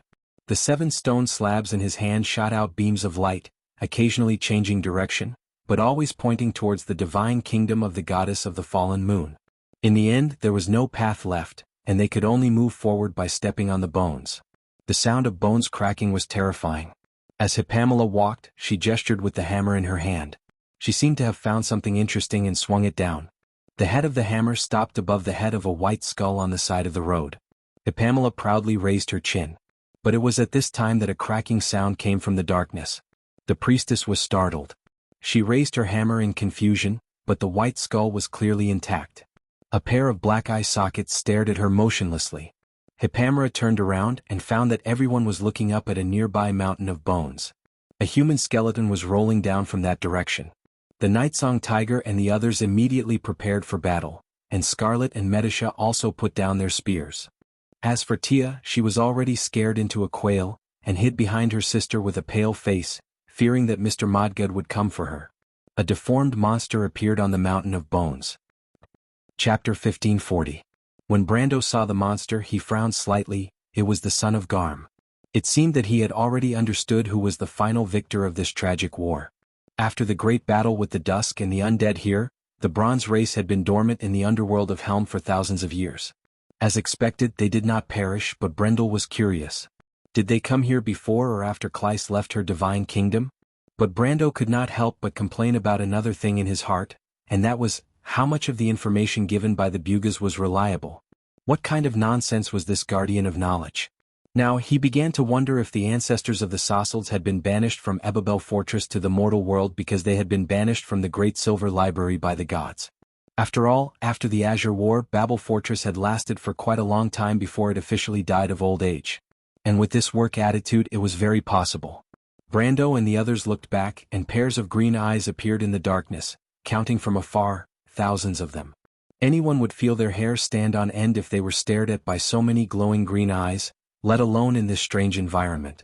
Medisa, Irene, Scarlet, Andrea and the others subconsciously moved closer to him. The little female dragon and Flora also revealed their dragon wings, protecting the spellcasters in a circle. This was the most direct warning posture of the dragons in human form. But the two pairs of scaled wings, one gold and one silver, were quite beautiful under the faint light. "What do we do?" the Shire asked in a low voice. "What else can we do?" Brando had already drawn the holy sword Odorfice from his back, the blade gleaming faintly under the cold light. Of course, the best strategy is to run, but perhaps the son of Garm also understood his words, and with a long howl, the vicious hound on the mountain of bones had already swooped down. That scene was simply shocking. It was as if countless rats were rushing down and converging into a surging torrent. However, unlike the rats, this was a type of monster that was extremely aggressive. 10 meters away, the demon hound Garm had already bared its fangs and pounced over. The Shire stretched out the staff in his hand, and the hound flew back, rolling into a ball with another of its kind behind it. Probably because he felt that this method was very effective, Charles simply muttered something and cast a wall of law in front of him. An invisible ripple spread out, and the demon dogs crashed into it one after another. In the blink of an eye, a thick layer of law was piled up. Seeing this, the others followed suit. Brando threw the light ball in his hand to Tia, and at the same time opened his left and right hands, immediately forming an impassable barrier on the left and right. As for Mephistopheles and Andrique, their soul net was quite useful here. "Which way?" Charles shouted over his shoulder. "Tia." Brendel called out. Oh. Tia hurriedly looked at the light ball in her hands, and a beam of light shot forward. But just as she was about to cry, the beam of light shone on the belly of the hounds in front of her. Outside the wall of law, the demon hounds had already blocked her view. Although the little girl tried her best to stand on her toes, it was to no avail. She could only anxiously shout, "My lord, I can't see." Brando shook his head and grabbed her by the collar, lifting her up and putting her on his shoulder. Tia's eyes finally lit up and she quickly shouted, "Over there, over there." "Speak human language," Brando shouted in annoyance. "There are a lot of palaces over there." "It's a Lucinil," Medisa immediately replied. At this time, a fish that had escaped the net drilled through the gaps of the intertwined soul net. The little elf princess stabbed her spear with the back of her hand and pierced through it. Everyone immediately charged towards the divine kingdom of the goddess of the dead moon. Although they were not afraid of these low-level magical creatures with their strength, no one knew how many of them there were here, or even if there was something else behind them. Besides, even if they had the strength to kill all of these things, they did not have that much time. Brando quickly led the others to open up a bloody path, while Irene summoned vines from behind to block the hound's pursuit. The group quickly entered the territory of Lucinil's divine kingdom. Soon, a long flight of stairs appeared in front of them, and the stairs led up to the palace in the fog. That was the stairs of the dead. In the golden age of the divine kingdom, there were countless ghosts wandering the stairs of the dead, and they were all Clyce's subjects. But now the gods had long since passed away, and Clyce, who was controlled by the Twilight Dragon, was just a puppet that had lost the power of the law of Tiamat. Lucinil's divine kingdom had not been visited by outsiders for tens of thousands of years, and as far as the eye could see, it was barren and empty, like a dead zone. In the distance, the temple hidden in the dense fog was also a scene of desolation and ruin. Tia sat on Brando's shoulder and looked back, her little face pale. Behind them, the descendants of Garm were still in hot pursuit, rolling in the fog like a gray torrent. What scared her even more was the countless eyes in the darkness, which looked like a galaxy from afar. A descendant of Garm pounced over, and she screamed in fright and threw out a fireball, but not only did the fireball not blow the hound away, it angered even more of the descendants of Garm. Brando looked back and estimated the distance slightly, then pulled out the holy sword Odorfice and swung it back. A golden light suddenly appeared, and the two arcs of the sword were thousands of meters long. It flew over a distance of dozens of feet and landed heavily on the stairs of the dead. After a loud crack, in a thunderous roar, the The stairs of the dead broke in front of everyone's eyes and fell into the endless abyss. This attack completely blocked the path of Garm's descendants, and countless vicious dogs rolled down the cliff together. Their cries could be heard clearly from miles away. Andrique and Mephistopheles looked at this scene, dumbfounded. The vampire girl even lost her composure and shouted, "Sir, are you crazy? This is the stairs of the dead. This is the sanctuary of Lady Clyce. How can you do this? The goddess will not let you go." Brando glanced at her and said, "Your goddess left here an era ago." But, Andrique opened her mouth and her bright lips squirmed, but she could not say anything. She wanted to refute this treacherous person, but she could not produce any strong evidence. At this time, another earth-shattering roar came from the darkness in the distance. It was the sound of a building collapsing. Everyone could not help but look in that direction, and saw that the west side of Eliudner's divine kingdom in the darkness had suddenly collapsed, and about a third of the area had completely disappeared. "Looks like Clyce has no time to trouble us for the time being." Brando looked in that direction and said. Andrique's face was full of shock and anger. Tia's mouth was wide open. "The goddess is really angry." Before she could finish her sentence, a gigantic head suddenly emerged from behind the cloud of dust. The head was almost as tall as a 3-story building. Its long ears stood up high, and its 2 glowing eyes were like 2 full moons. When it noticed Brando and the others, it opened its mouth and revealed 2 rows of snow-white fangs. It was obviously a canine, or rather, a hound from hell. If it was a descendant of Garm, it was obviously many times bigger than the descendant of Garm. The hound shook its head to shake off the dust and pebbles on its body. From a distance of a few miles, some pebbles could be seen flying towards it and landing on the stairs. Then the huge hound gradually stretched its body and slowly stood up. It was like a moving mountain. The Shire could not help but suck in a breath of cold air. "That's Garm's original body, the Doomsday Hound," Medisha added softly. "That's a mythical hound. Are we its match?" the Shire asked. Brando shook his head. Garm's strength was probably on par with Solomon. With the support of the law of Tiamat, he really did not care about this thing. But it was still in existence close to a god. They did not have so much time to waste on this thing. "Mephistopheles, you are an undead. You should be more familiar with the land of eternal rest than we are. Take the others to the sanctuary of the goddess. I don't believe it can even enter the relics of the saint," he said. "The sanctuary of Lady Clyce?" Mephistopheles had never heard such treacherous words in his life. He subconsciously looked at his sister. "But, take him there." Andrea, on the other hand, had already calmed down. She glanced at Brendel and replied in a huff, "If the goddess was there, she would have killed this treacherous bastard with one slash. Your goddess may not be my match now."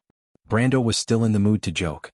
The vampire lady was so angry that her teeth were chattering. Mephistopheles could only nod helplessly. At this time, Garm had completely awakened. The light in its eyes became brighter. It straightened up and jumped lightly to a place very close to them. A temple building collapsed under the hound's stomp. It looked down at Brando and the others in the smoke and dust. Brando felt the ground shaking. He put Tia down and looked up at the behemoth. "You guys go first. I'll hold this thing back." "My lord." Tia's eyes were red. "Don't make it sound like it's a parting of life and death." Brando rolled his eyes. "This thing is no match for me. You guys save me some time."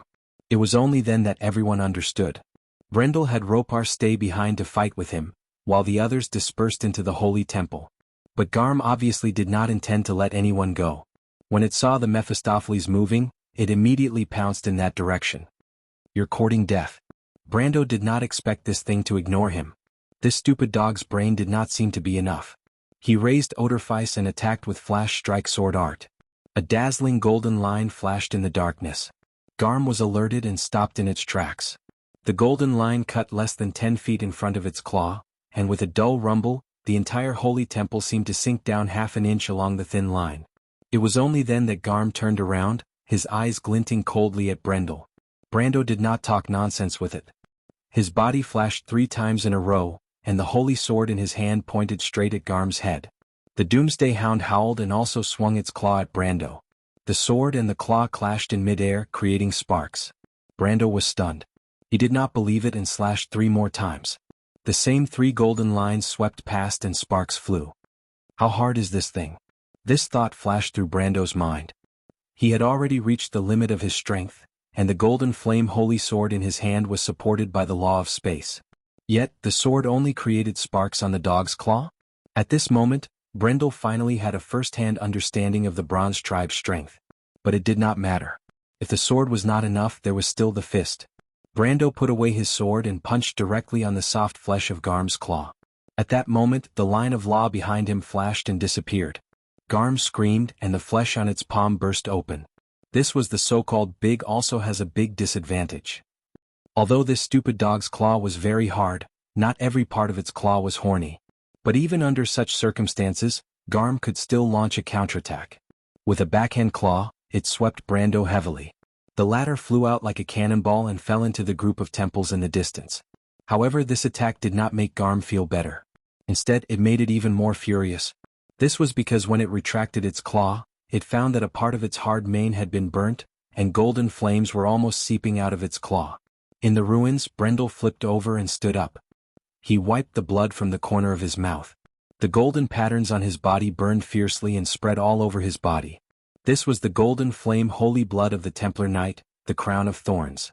With his defense and recovery ability, Garm's claw had injured him at least 10 times more. In other words, if he wanted to, even if he stood here and let Garm attack, he would definitely not be the first to die. But Brendel did not have the time for that. He looked at the furious Garm, shrugged, and walked towards the top of the holy cathedral. Garm's claw had helped him a lot. At least he did not have to run away. As soon as he turned around, Garm let out an angry roar and pounced on him again. Brando had expected that this stupid dog would not give up. He did not even bother to look back and only shouted, "Ropar!" "Here." The Fireclaw Lizard Man Lord replied. A golden flame suddenly broke out of the dense fog and hit Garm's head. Compensation, instant spell. Calculate all damage received in this turn and deal the same amount of damage to the target creature. If the player has any wrath counters, move all wrath counters. Every time a wrath counter is removed in this way, the same amount of mana cost will be deducted from this card. With an earth-shattering shriek, the pitiful Doomsday Hound tumbled back once again. This time the injury had hurt its tendons and bones, and it could not stand up again for a long time. Ropar expressionlessly extended his hand to Brando. Brando looked up and grinned, firmly grabbing his hand. The Fireclaw Lizard Man Lord pulled Brendel up the steps of the holy temple. The two of them looked down at the smoke and dust below, then turned around and walked back, side by side into the center of the kingdom of Eliudanir. In front of them was Klyce's living place, the sanctuary of the dead moon. The others were waiting for the two of them on the platform above the steps. Tia looked down with some doubt and asked, "That big guy won't come after us again?" Brando looked at the two scythe-wielding statues of the Grim Reaper outside the sanctuary of the dead moon and replied, "It can try, but I don't think it has the guts." Sure enough, when Tia looked down at the group of temples below, Garm wandered angrily in the ruins for a while, but in the end did not dare to chase after them. Obviously this thing had suffered here before. "Look at the beacon, Tia," Brando reminded her. Tia hurriedly took out the ball of light from her sleeve, only to find that a straight ray of light pointed straight into the depths of the temple. Brando was slightly startled. He did not expect that he would hit the jackpot, and the direction of the beacon was actually in the Dead Moon Sanctuary. But he was a little puzzled. Why would the Seat of Destiny be in this place? It did not seem safe here, not to mention that the goddess of the dead moon, Klyce, had already become a puppet of dusk. He stopped, only to find that the little female dragon beside him also stopped and looked into the temple. The two of them looked back at each other and saw the confusion in each other's eyes. "What did you think?" Alaz asked softly. "What about you?" "It's the same question as before. Why would the Bronze clan appear in this place?" The little female dragon's golden eyes flashed with doubt. Did they come here before or after Klyce left her divine kingdom? Did the gods really annihilate them? There is a very important question. She thought for a moment and added, "Don't you think it's strange? The time of the god's death is actually very close to the extinction of the Bronze clan, around the time of the Battle of Azure." "I didn't think that much," Brando replied. "I just feel a little strange. I feel like I'm very familiar with this place. No, not familiar with the divine kingdom of Elucinir, but there are some hidden things here that make me feel familiar." "Have you been here before?" Alaz asked. Brando slowly shook his head. The group had already walked past the two of them into the temple, but suddenly the Shire in front of them stopped. He turned back and shouted, "My lord, take a look at this one last time." Brando walked over and followed the Shire's gaze. In the middle of the dark hall, a perfect woman sat on the throne. Her long black hair hung from the back of her head all the way to the shiny obsidian, like a waterfall. Her figure was tall like a peerless sculpture.